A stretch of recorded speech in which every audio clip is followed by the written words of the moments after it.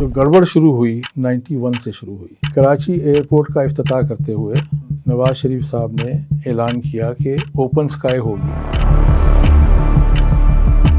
हम कंपटीशन से आदी नहीं थे, हम मोनोपोली के पैदावार थे। बाहर से डेलीगेशन आता था, यहाँ पर पहले से एग्रीड होता था इसको क्या देना। हम मीटिंग में जाते थे, हमें बताया जाता था कि दिस इज डन। 2 घंटे की मीटिंग हुई, एग्री हुआ जी कि उनको 4 फ्लाइटों से 14 कर दीजिए। एक साहब दुबई गए, वहाँ कमिट कर रहा है कि जी हम आपको 10 एडिशनल फ्लाइट्स दें। ये सिर्फ फैमिलीज की एयरलाइन बन के रह गई। 800 अरब रुपए का क्यूमुलेटिव लॉस। 100 साल तक आप प्रॉफिट कमाएंगे, आप पूरा नहीं कर सकते। बड़ा नाम सुना है जी, एयर मार्शल नूर खान और एयर मार्शल असगर खान। नूर खान साहब किसी को सीट ऑफर नहीं करते थे, कहते तीनों डायरेक्टर खड़े थे, रिपोर्ट ली उन्होंने, देखी और पीछे फेंक दी। अगले दिन अनाउंस हो गया कि air decides to buy Trident. वो ट्राइडेंट ब्रिटिश जहाज था, गले पड़ गया। ना आप जैसे लोग थे, ना टीवी चैनल से, जो हो गया अच्छा हो गया।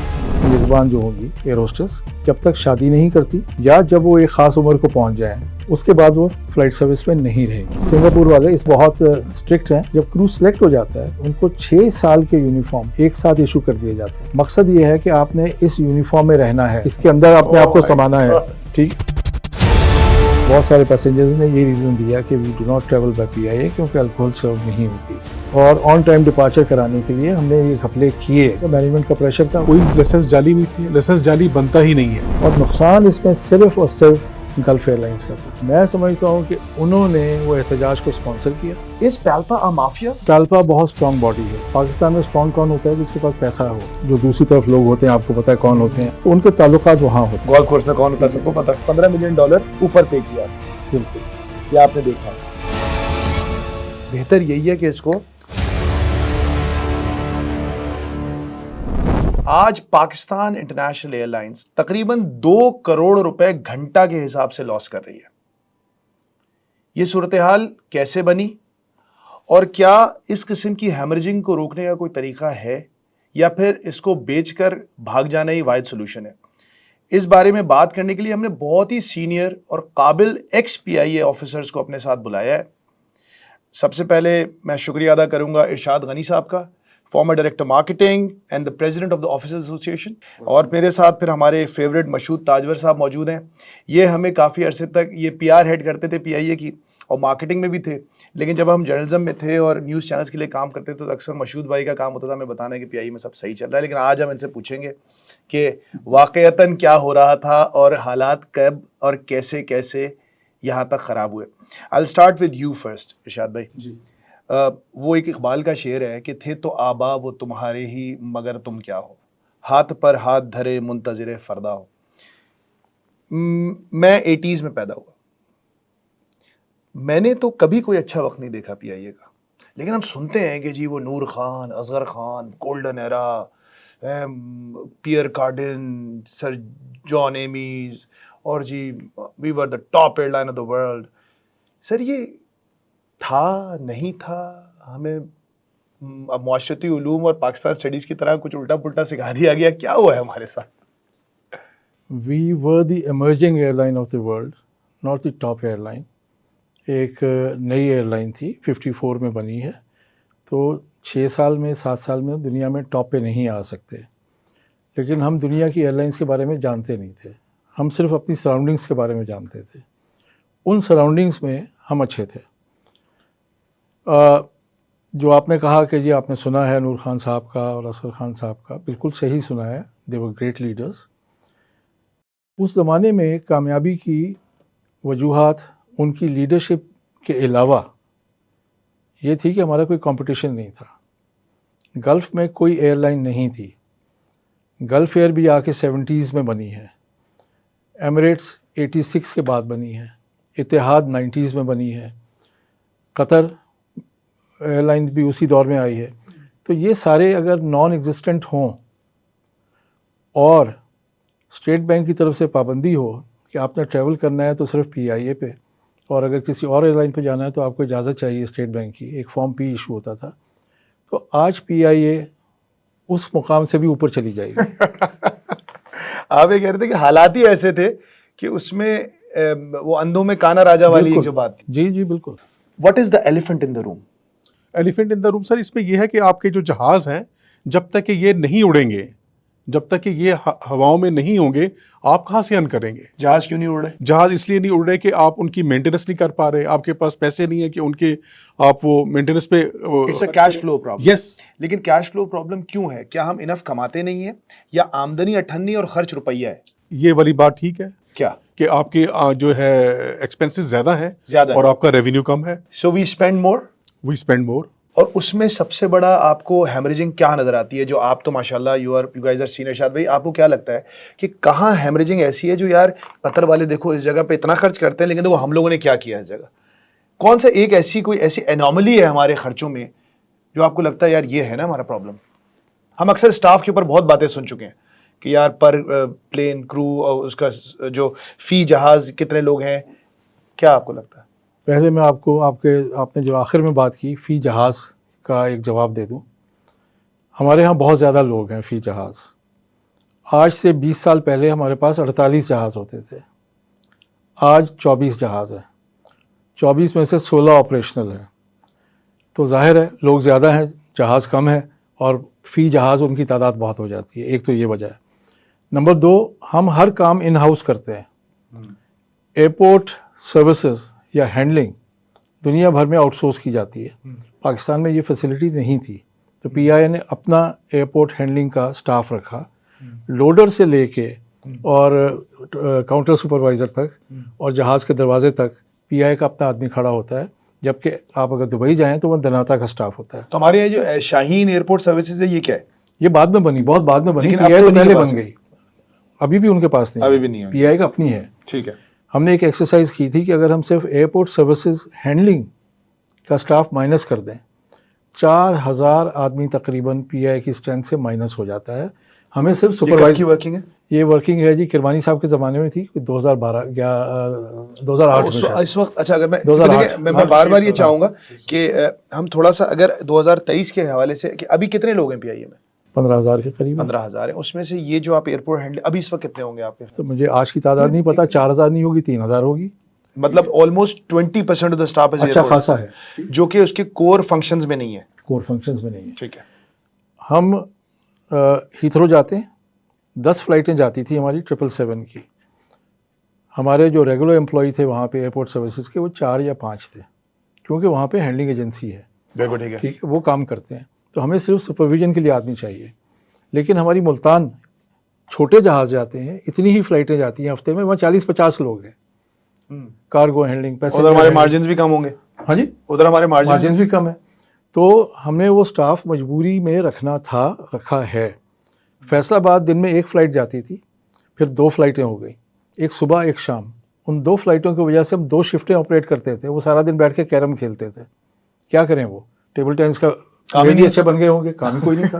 ठीक है, लेकिन चलिए एक तो फायदा हुआ। हाँ, तो ये इस वजह से स्टाफ ज़्यादा है। देन फ्लाइट किचन 1500 आदमी है, ये भी एयरलाइन का स्टाफ नहीं होता दुनिया में। ये तो आउटसोर्स कर देते हैं किचन्स आउटसोर्स को, करते हैं। घोस्ट किचन्स को। हमारे वो पीआई के एम्प्लॉई हैं, डिश वॉशर भी पीआई का एम्प्लॉई है, शेफ़ भी पीआई का एम्प्लॉई है। ये क्यों हुआ है? क्योंकि और फैसिलिटी नहीं थी। अच्छा, फैसिलिटी नहीं, देखिए, लेकिन तो फैसिलिटी तो बन गई ना जब ये दूसरी ये एयरलाइन। तो अब बन रही है ना ये, लेकिन अभी भी किसी के पास इस लेवल का किचन नहीं है।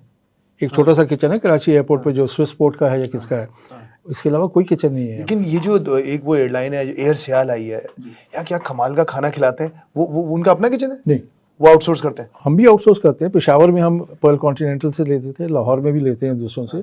कराची में हमने, क्योंकि कराची बेस था, एक बड़ा किचन बनाया। ठीक है। ठीक है, और अच्छी आप कह रहे हैं इंटरनेशनल एयरलाइंस ये भी नहीं करती? ये नहीं इस्लामाबाद करती। में भी है। हाँ, अब इस्लामाबाद में भी है। ठीक है। तो ये एयरलाइंस का स्टाफ नहीं होता, तो वो हमारी स्ट्रेंथ पे है। ठीक है मेडिकल दुनिया में स्टेट प्रोवाइड करती है, जी या आप आउटसोर्स करते हैं जी।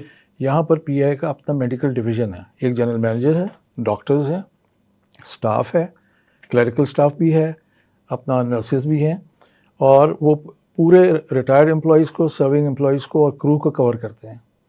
लाइक व्हाट, ओपीडी करते हैं उनकी? ओपीडी करते हैं। हॉस्पिटल्स हैं आपके? ओपीडी करते हैं। पहले एक हॉस्पिटल भी था जिसमें छोटे मोटे ऑपरेशन भी होते थे। वाह, ठीक है जी। लैब अपनी थी, डायग्नोस्टिक लैब अपनी थी, वो इन्होंने अब आके बंद की है। क्या बात है। तो वो सारे स्टाफ को पीआई में गिना जाता है, वो पीआई के एम्प्लॉई हैं और वही बेनिफिट्स लेते हैं जो कि कोर एक्टिविटी वाले लेते हैं। तो इस वजह से तादाद बढ़ जाती है। पीआई का अपना प्रिंटिंग प्रेस है, उसका स्टाफ भी पीआईए का एम्प्लॉई है। पीआईए का हॉर्टिकल्चर सेक्शन है, वो सुबह सुबह फूल इकट्ठे करके दफ्तरों में लाके सजाते हैं, माय ठीक है, and they are PIA employees. वो माली भी पीआई का एम्प्लॉई है। पीआई का अपना वर्क्स डिवीजन है, जहाँ पे जो भी काम होता है बिल्डिंग्स के मुतालिक, वो सारा स्टाफ पीआईए का है। और वो तरक्की कर करके माशाल्लाह स्टाफ में आए थे, लोअर लेवल पे आए थे, अफसर बन चुके हैं। एक दिन मैं हेड ऑफिस गया, एक साहब पेंट कर रहे थे, उन्होंने मुझे दूर से सलाम किया, क्योंकि मैं एसोसिएशन का प्रेसिडेंट था। मैंने दूसरे से पूछा कि यार मैं इनको पहचानता नहीं। कहेंगे पेंटर ऑफिसर हैं, पेंटर ऑफिसर, ये आपके मेंबर है। मैंने कहा यार सॉरी, मैंने नहीं पहचाना। तो ये हालत है कि हमने वो सारे काम इन हाउस करने की कोशिश की जो दुनिया में बाहर होती है। लेकिन ये कैसे कर लिए? मैं एक बात समझना ही चाह रहा हूँ कि आपके जब ये डिसीजंस लिए जा रहे थे तो उस वक्त आप इतना पैसा कमा रहे थे कि आप ये कर सकते थे? देखिए ये मजबूरी थी, मजबूरी थी। मजबूरी थी। मैं आपको उस मजबूरी की एक और माली रखने की मजबूरी थी। पीआईए शेवर, पीआईए पाकिस्तान में पोल्ट्री का पायनियर है। किसका? पोल्ट्री का। पोल्ट्री का? जी जी। मुर्गी अंडों का। फ्लाइट किचन में मुर्गी कहाँ से आएगी? अगर आप मार्केट से लेंगे, कोई गल जाएगी, कोई नहीं गलेगी। कि कोई 1 फीट पे पली है, कोई दूसरी फीट पे पली है, कोई 4 महीने उम्र चाहिए आपको, कोई 4 महीने उम्र की है, कोई 2 महीने उम्र की है। हमने पोल्ट्री फार्म अपना खोला। ये कब की बात है? ये असगर खान साहब के ज़माने में था, ठीक है, बैक इन 60s, 65-66 की बात होगी। हमारा अपना पोल्ट्री फार्म था। कनाडा से हमने मुर्गियाँ इंपोर्ट की, अंडे इंपोर्ट किए, यहाँ पे पोल्ट्री फार्म खोला। या पायनियर्स एयरपोर्ट के पीछे उसका सेटअप होता था। क्यों? ये हमारी मजबूरी थी, और वो स्टाफ भी उस ज़माने में पीआईए का एम्प्लॉई था, ठीक है। तो ये मजबूरियाँ थी जिसकी वजह से स्टाफ भर्ती हुआ, और उस वक्त ज़रूरत थी। अब दुनिया में क्या लेकिन ये आप जो बातें बता रहे हैं 60 की होंगी? जी जी। अच्छा, वो बाद में बंद हो गया। अच्छा, बंद हुआ? बाद में बंद हो गया। लेकिन इसमें से कितने हैं डिपार्टमेंट्स जो आज तक चलते चले गए? मतलब अगर 15,000 अफराद में से अगर आप जो बैकवर्ड इंटीग्रेशन आप बता रहे हैं कि यार पोल्ट्री भी कर लो, माली भी रखो, ये भी हमारी, तो आज जो हमारे कोर फंक्शन है, फ्लाइट ऑपरेशंस कहते हैं, इंजीनियरिंग कहते हैं, मार्केटिंग कहते हैं, जो कोर फंक्शंस हैं, टिकटिंग है, और इसका कितना स्टाफ है इस वक्त आपके ख्याल से? कितना परसेंट कर दें? चले, let's talk of engineering. Engineering में भी एक्सेसिव स्टाफ है। अच्छा। दुनिया में जो मेंटेनेंस होती है, आप यूरोप में चले जाएं, आपको इंजन ओवरऑल कराना है तो वहाँ 10 फैसिलिटीज़ हैं। आप ट्रक पे डालते हैं, भेज देते हैं, 1 घंटे की ड्राइव पे आपको कोई ना कोई फैसिलिटी मिल जाती है। इस रीजन में कोई और फैसिलिटी नहीं थी। गल्फ़ डेवलप नहीं हुआ था, इंडिया से हमारे ताल्लुकात अच्छे नहीं है, हमने खुद करना था। हमने वो चीज़ें डेवलप की। इसको बेस मेंटेनेंस या कहते हैं MRO। नहीं तो एयरफोर्स के पास नहीं थी ये चीज़ें? नहीं, इन इंजन्स की नहीं थी। मेंटेनेंस रिपेयर ऑर्गेनाइजेशन वो दुनिया में एयरलाइन का हिस्सा नहीं होती, वो पीआईए में एयरलाइन का हिस्सा है।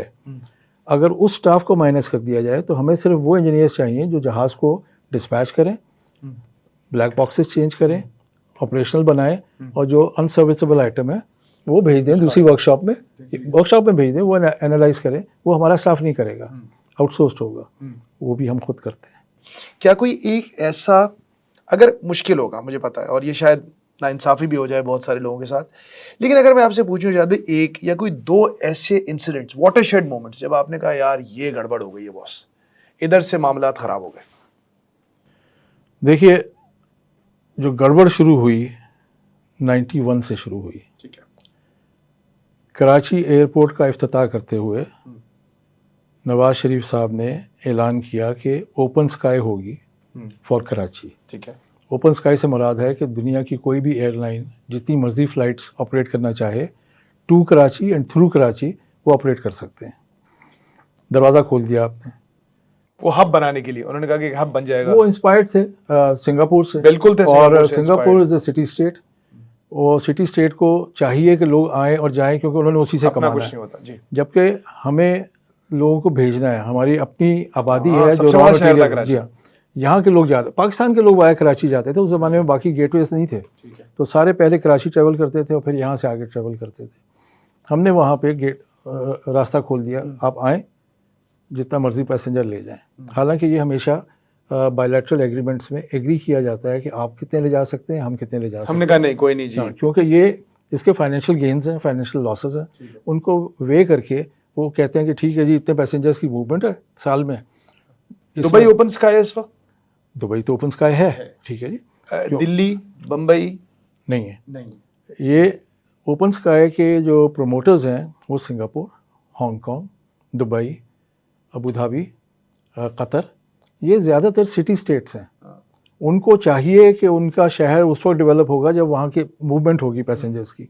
तो उन्होंने अपने शहर को डेवलप करने के लिए, वहाँ की ट्रेड बढ़ाने के लिए ओपन स्काई रखा कि जो मर्जी आए आप लाओ, पैसेंजर लाओ, ताकि हम उनसे कमा सकें। अच्छा, 91 आप कह रहे हैं वाटरशेड मूवमेंट, 91 से पहले पीआईए, मुझे क्योंकि ज़्यादा मालूमात इसमें उतने पीछे की नहीं है, वर वी मेकिंग मनी? क्या जी, क्या 80s में 90 में क्या हम पैसा कमा रहे थे? जी, हम पैसा कमा रहे थे। हम कमा रहे थे। और 90 आप ये जो कह रहे हैं वाटरशेड, ये फाइनेंशियली कह रहे हैं कि इसके बाद हमें हिट पड़ना शुरू इसके बाद हिट पड़ना शुरू। हिट पड़ना शुरू हुई। तो कब इसका इम्पैक्ट आपने देखा कि आना शुरू हो गया? ये इस वक्त तो मेरे पास कागज़ नहीं है, क्योंकि मैं इंटरनेशनल अफेयर्स में भी मैं जनरल मैनेजर रहा, जहाँ पे हम बायलैटरल एग्रीमेंट्स के लिए अपने इनपुट्स देते थे गवर्नमेंट को। गवर्नमेंट करती है, पीआईए नहीं करती। उसमें हमने एक ग्राफ प्लॉट किया था और इस तरह के डिसीजंस का फौरी इम्पैक्ट फाइनेंसेस पे क्या है वो हमने बताया था।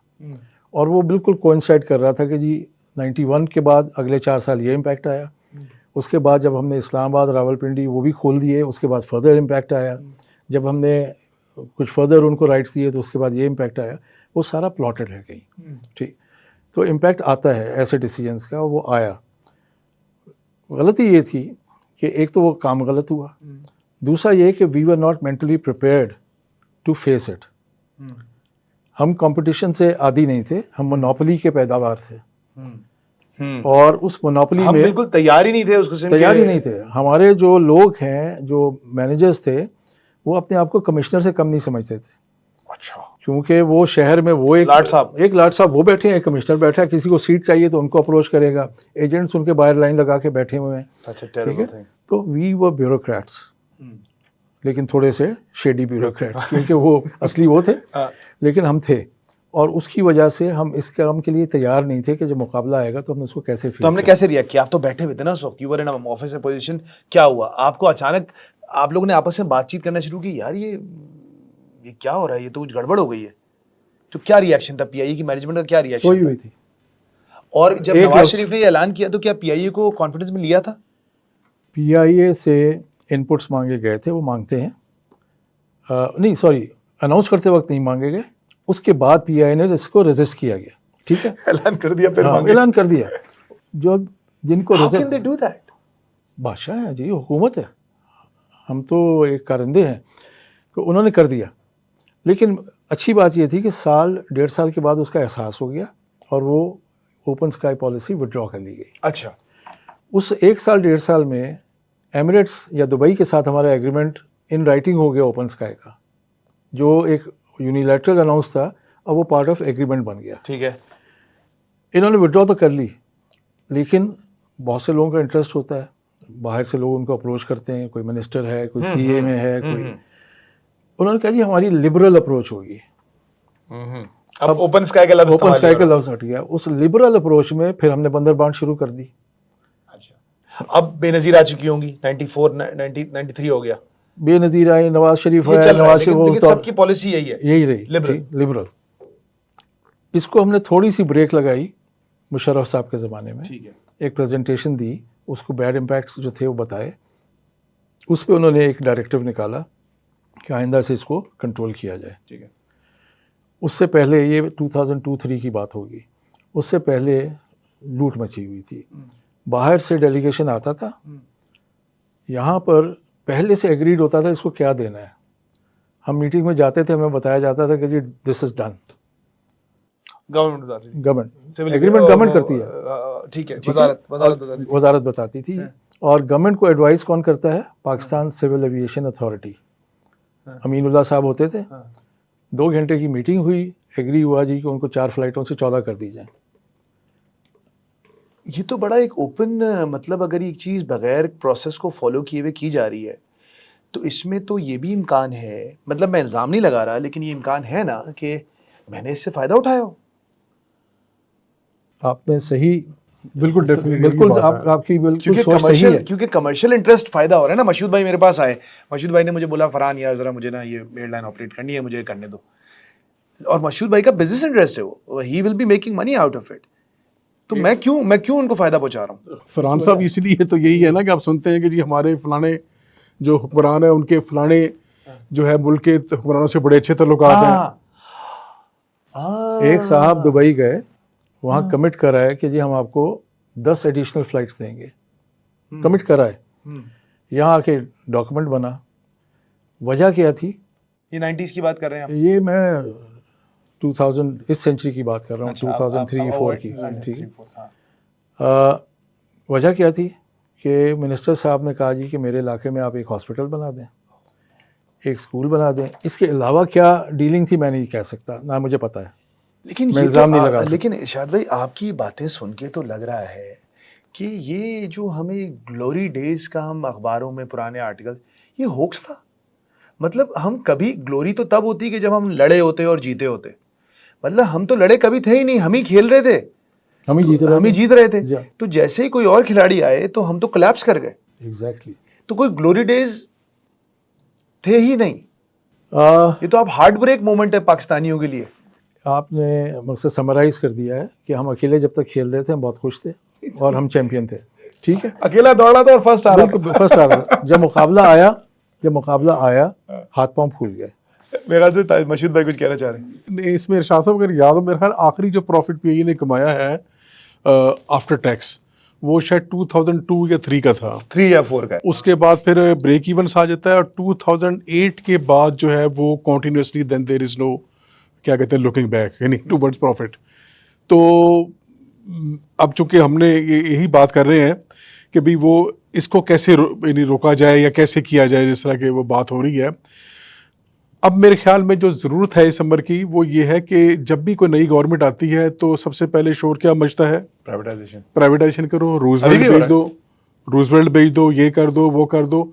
और जो असल इशू है जिसकी तरह इरशाद साहब भी बात कर रहे हैं उसकी तरफ कोई नहीं आता। आपको सर एयरलाइन को रीबिल्ड करना होगा, जहाज नए लेने होंगे, कंपटीशन में आना होगा। हमारा फोकस पिछले महीनों में, पिछले सालों में किस में रहा है? पीआई का जाली डिग्रियां ढूंढो, ये कर लो, वो कर लो, उसको अखबारों में दे दो, टीवी पे चला दो। मशहूद भाई 800 अरब रुपए का क्यूमुलेटिव लॉस। ये 100 साल तक आप प्रॉफिट कमाएंगे, आप पूरा नहीं कर सकते। 250 अरब रुपए की वर्किंग पे आपके बता रहा हूं मैं। ये हमसे सर चीनी, आटा और अंडे की कीमतें मैनेज नहीं हो रही इस हमारी हुकूमतों से। ये this is, don't you think it is beyond them? नहीं, इसमें गवर्नमेंट को अपना रोल प्ले करना पड़ेगा सर। मैं इनसे डिसएग्री करता हूँ। गवर्नमेंट ने इस हालत तक पहुंचाया है, उसी को बीमार हुए जिसके सबब गवर्नमेंट की इंटरफेरेंस। गवर्नमेंट ने अपने लोग बिठाए जिनको अलिफ बे नहीं पता थी एविएशन की। जहाज़ उड़ा लेना और कमर्शियल सिविल एविएशन में बहुत फ़र्क है। इरशाद भाई आपकी बात सुन के तो लग रहा है कि पीआईए का भी प्राइमरी प्रॉब्लम वही है जो मुल्क का है, कि हर कोई जो आता है वो बोल को फौरन 6-6 महीने और 3-3 महीने और 4-4 महीने के को फिक्स करने के चक्कर में लगा हुआ होता है और बस कहता है कि अभी मैं ज़रा अच्छा लग जाऊं, कुछ चीज़ें ठीक हो जाएं, और they don't care about long term. 5 साल 10 साल ऐसी कभी स्ट्रैटेजी बनी कोई 5 साल 10 साल की? देखिए जी, आपने जो बात की बिल्कुल सही की। अहमद सईद साहब बहुत अच्छे आदमी थे, उनके ज़माने में कुछ काम। अहमद सईद के ज़माने में ये थे 2002 मुशर्रफ के दौर में। वो मुशर्रफ के दोस्त थे, अच्छा, क्लास फेलो थे, ठीक है। उनका एक डिफरेंट लेवल था कम्युनिकेशन का। जब वो आए, और वो नॉन फौजी थे, नॉन एयरलाइन पर्सन थे, वो सर्विस इंडस्ट्रीज के मालिक थे, ठीक है। तो उन्होंने 22 बिलियन का सैंक्शन करा दिया, इंजेक्शन किया गवर्नमेंट से। और ये उनके अपने अल्फाज थे, क्योंकि मैं एसोसिएशन में था, उनसे मीटिंग होती रहती थी। कहने के 4 साल गुजर जाएंगे, उसके बाद का मुझे नहीं पता। और जब 4 साल गुजरने आए, उन्होंने रिज़ाइन किया और चले गए। उन्हें पता था अब कैश फ्लो का मसला आएगा। तो वही शॉर्ट टर्म अपना दौर निकल गया, ठीक है ना। उनकी सारी अच्छाइयों, ये भी अच्छाई थी कि उन्होंने 22 बिलियन बोरो कर लिए और 4 साल हमें धक्का दे दिया, लेकिन वही शॉर्ट टर्म सोच थी। लॉन्ग टर्म प्लानिंग नहीं हुई। हर बंदा आता है, जैसे हुकूमत आती है कि ये 6 महीने में मैंने क्या करना है, वोटर्स से कैसे मैंने कमाना है, वोट्स कैसे गेन करने हैं। वही पीआई में होता रहा कि जो आया उसने कहा यार मेरा 1 साल गुजर जाए, 2 साल गुजर। ये किसको सर्व करती है पीआई की मैनेजमेंट? ओनर्स को। कौन है ओनर्स? हुकूमत पाकिस्तान, 92% शेयर तो उन्हीं के पास थे। और हुकूमत पाकिस्तान किसको सर्व कर रहा था? वो किसी को सर्व नहीं करती है, वो आपको मुझे सर्व करती है, वो रूल करती है और अपने विम्स पे काम करती है।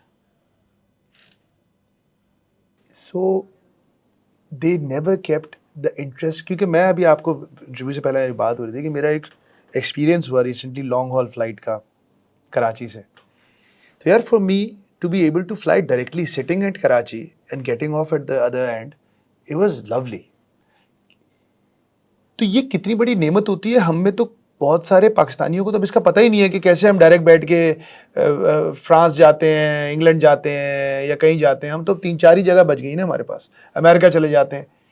तो ये तो बहुत बड़ी सहूलत बन सकती थी पाकिस्तानी अवाम के लिए। और जबकि आप कह रहे हैं कि 1000 बिलियन का ट्रैफिक है, एमिरेट्स की फ्लाइटें फुल हैं, कतर की ब्रिटिश एयरवेज आ रही है, वर्जिन ऑपरेट कर रही है, तो उन्होंने किसका सोचा? मतलब अगर पीआईए डायरेक्टली ले जाती तो फ़ायदा तो हमारा ही था। बिल्कुल हमारा फ़ायदा था। और मैं आपको एक मज़े की बात बताऊं, एक 747 पे कोई 450-440 सीटें होती थी। हम एक उसकी लोड शीट बनाते हैं जिसमें उसका सारा डेटा होता है और उसका बैलेंस करने की कोशिश करते हैं कि विद इन लिमिट्स रहे। उसमें नंबर ऑफ़ पैसेंजर्स लिखे जाते हैं। हमें प्रॉब्लम आया कि नंबर ऑफ़ पैसेंजर्स में एडल्ट, चाइल्ड, इन्फेंट के लिए सिर्फ 2 बॉक्सेस बने हुए हैं, जबकि उस फ्लाइट पे 3 डिजिट आ जाता है इन्फेंट्स का। वाओ। ये सिर्फ फैमिलीज़ की एयरलाइन बन के रह गई। वो लोग जो किसी और एयरलाइन पे नहीं जा सकते, उनकी मजबूरी थी कि एक जगह से बैठे दूसरी जगह उतरना है। मजबूरी का सोचिए, बुजुर्गों की, बुजुर्ग या बच्चों, वो उनकी एयरलाइन बन के रह गई। वो आते थे जो जवान लोग थे और ख़ासतौर पे जो second generation, third generation Pakistanis हैं, उन्होंने पीआईए को छोड़ दिया। फ्लाइट सर्विस पे बढ़िए बड़ा सेकंड, जिस पे ये बड़ा इंटरेस्टिंग टॉपिक है। मशीद भाई हंस रहे हैं, इस पे हमारी बात हुई थी अभी इंटरव्यू स्टार्ट होने से पहले। 2 बड़े क्रिटिकल चीज़ें कंपटीशन से रिलेटेड ही हैं। सर्विस इंडस्ट्री आपकी, आप लोगों को सर्व कर रहे हैं, बहुत मजाक उड़ा इस पे, थिएटर पे, आगे पीछे हर जगह, कि जो क्वालिटी ऑफ एयर क्रू है और सर्विस है, इसमें 2 चीज़ों को लेके बहुत बात हुई। एक तो ये कि आपका जो एयर स्टाफ है जो सर्व करता है लोगों को, एयर होस्टेसेस या स्टूवर्ड्स, उनकी एक पर्सनालिटी, उनका एक रवैया, वो अच्छा नहीं कहना तो बहुत पोलाइट है, वो बुरा है। ये क्यों? और ये है, मतलब ये आप वाकई में देखें, हमारी एयरलाइन के लोग कुछ ज़्यादा उम्र रसीदा, थोड़ा सा क्या वजह क्या है इसकी? मैं बड़ा केयरफुल होके क्या बात करना चाह रहा हूँ ये, लेकिन आप समझ गए मैं क्या पूछना चाह रहा हूँ। समझ गया आपकी बात। देखिए जी, पाकिस्तानियों के लिए किसी शादी का खाना, किसी के फौत होने पे खाना और पर्सनैलिटी, और वो भी ख़ास तौर पे ख़वातीन की, ये बड़े सेंसिटिव पॉइंट है। हम यही डिस्कस करते रहते हैं, दुनिया में ये डिस्कस नहीं किया जाता। ठीक है। उसमें इनिशियली जो पीआईए की पॉलिसी थी वो ये थी कि एक खातून मेज़बान जो होगी एयर होस्टेस, वो जब तक शादी नहीं करती या जब वो एक ख़ास उम्र को पहुंच जाए, मेरा ख्याल है पहले 30 साल थी, फिर 35 साल हुई, उसके बाद वो फ़्लाइट सर्विस में नहीं रहेगी। ठीक है, ये थी पॉलिसी। ये पॉलिसी थी। आप जब आए थे तो यही पॉलिसी थी? मेरे आने से पहले ये थी। मेरे ज़माने में 35 हो गई होगी, पहले 30 थी। तो बड़ा स्मार्ट क्रू होता था। इसको कोई जेंडर बायस ना लिया जाए, लेकिन ये हमारी मेंटालिटी है कि हम देखना चाहते हैं। लेकिन हम ये आप क्यों पाकिस्तान को कह रहे हैं? कतर एयरवेज में भी आपको एक सर्टेन एज से ज़्यादा के लोग नज़र नहीं आते, एमिरेट्स में भी नज़र नहीं आते, इत्तेहाद में नज़र नहीं आते, उस पर सिंगापुर एयरलाइंस में भी नहीं नज़र आते। कौन ट्रैवल करता है? Pakistani, Indians, Bengalis. Singapore airlines में भी नहीं है, मलेशियन एयरलाइंस, श्रीलंकन में नहीं है, उनका अपना स्टाफ है। और श्रीलंकन इस बारे में सिंगापुर वाले इस मामले में मैं आपको एक बताऊं, बहुत स्ट्रिक्ट हैं। वो जब केबिन क्रू को हायर करते हैं, वो एयरलाइन का क्रू नहीं होता, वो थ्रू कॉन्ट्रैक्टर हायर करते हैं। अच्छा, ठीक है। Contractor is suppose to provide them certain number of crew. अच्छा। और उस क्रू को वो उनके पेरोल पे डायरेक्ट आते ही नहीं, वो उनको डायरेक्ट वो कॉन्ट्रैक्टर को पे करते हैं, कॉन्ट्रैक्टर उनको हायर करता है इनकी स्पेक्स के मुताबिक। ठीक है। जब क्रू सेलेक्ट हो जाता है, उनको 6 साल के यूनिफॉर्म एक साथ इशू कर दिए जाते हैं। Singapore airline. मकसद ये है कि आपने इस यूनिफॉर्म में रहना है, इसके अंदर अपने आप को समाना है। ठीक है। वो कपड़ा वो डिज़ाइन शायद मार्केट में अवेलेबल नहीं है। सर हमारे यहाँ तो फोर्सेस के लोगों को नहीं दे सकते आप, एक 6 साल का यूनिफॉर्म। तो वो इस बारे में उनकी ये पॉलिसी है। हमारे यहाँ ये हुआ कि हमने एज लिमिट्स को बढ़ाना शुरू किया प्रेशर्स में आके, 30 से 35 हो गई, 35 से 40 हो गई। 40 का दौर मुझे याद है, उस वक्त मैं खुद एसोसिएशन में था और वो लोग मेरे पास भी आते थे, जी कब हमें रिटायर कर रहे हैं, ये कर रहे हैं। वो लोग कोर्ट में चले गए, ठीक है, ह्यूमन राइट्स, इक्वालिटी, ठीक है, फैसला आया कि नहीं जी इनकी रिटायरमेंट एज भी वही होगी जो एक मर्द की है। और ये किस ज़माने की बात कर रहे हैं आप? ये इसी सेंचुरी के शुरू की है, आज से 15 साल पहले। इफ्तिखार चौधरी वापस आ चुके हैं। जी, इफ्तिखार जी। चौधरी साहब का ही डिसीजन था। माशाल्लाह, ये एक और उनका एक जबरदस्त decision. Steel mills, Reko Diq, PIA, सबको सब जगह हालांकि उनका। क्रू को रिटायर सच में नहीं कर रहे थे, रिटायर कर रहे थे। ये दूसरी जॉब ऑफर करते ये थे। हमने सजेस्ट किया था कि जी आप इनको रिटायर ना करें, इनका कोई और ground पे एक कहीं इनको रखते हैं। आप कहें कि जी within up to the age of 40 आपको हम ट्रेनिंग करवा देते हैं इन योर चॉइस फील्ड। आप ऑफिस असिस्टेंट बनना चाहते हैं, आप स्टेनो बनना चाहते हैं, आप फाइनेंस में जाना चाहते हैं, जिसमें भी आप स्पेशलाइज करें उसकी हम आपकी ट्रेनिंग भी करा देंगे। एंड व्हेन यू टर्न 40 आपको वहाँ अकोमोडेट कर लेंगे। ख़ास तौर पे जो एयरपोर्ट सर्विसेज स्टाफ है, जिन्होंने काउंटर्स पे लोगों को रिसीव करना है या ब्रीफ करना है, अगर पॉलिश्ड लोग वहाँ खड़े हो जाते, जिन्होंने दुनिया घूमी हुई है वो वहाँ आ जाते, तो वो भी एरिया इम्प्रूव हो जाता। तो ये हमारा सजेशन था, लेकिन इसको नहीं किया गया। कुछ लोग जिनको ज़बरदस्ती इन्होंने उस वक्त ग्राउंड कर दिया था 40 की एज पे, वो कुछ अर्सा एयरपोर्ट पे काम करते रहे। फिर इफ्तिखार चौधरी साहब के ज़माने में जो केस हुआ और उनकी ब्लेसिंग से वो वापस आ गए, they went back to flying. लेकिन आप ये नहीं कर सकते थे, अगर आप उस वक्त चेयरमैन होते, एमडी होते, आप बोलते चलो यार ठीक है तुम्हारी नौकरी तो कहीं नहीं जा रही, लेकिन तुमको मैं जहाज पे नहीं रखूंगा। होना यही चाहिए था, लेकिन ये नहीं हुआ।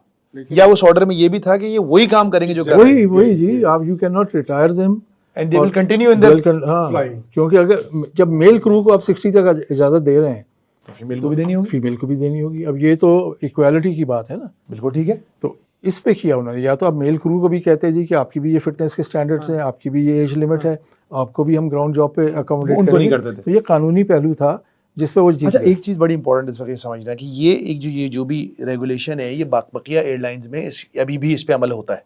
नहीं, नहीं, मतलब कि प्राइवेट एयरलाइन वो नहीं करती हैं। नहीं करती, उन पे ये लागू नहीं है। नहीं, उन पे लागू नहीं है। चले, ये तो हो गया एयर क्रू की बात। एक चीज और, आपने मुझसे, हम पहले जो चाय पे बात कर रहे थे, आपने 2011 में एक सर्वे कराया था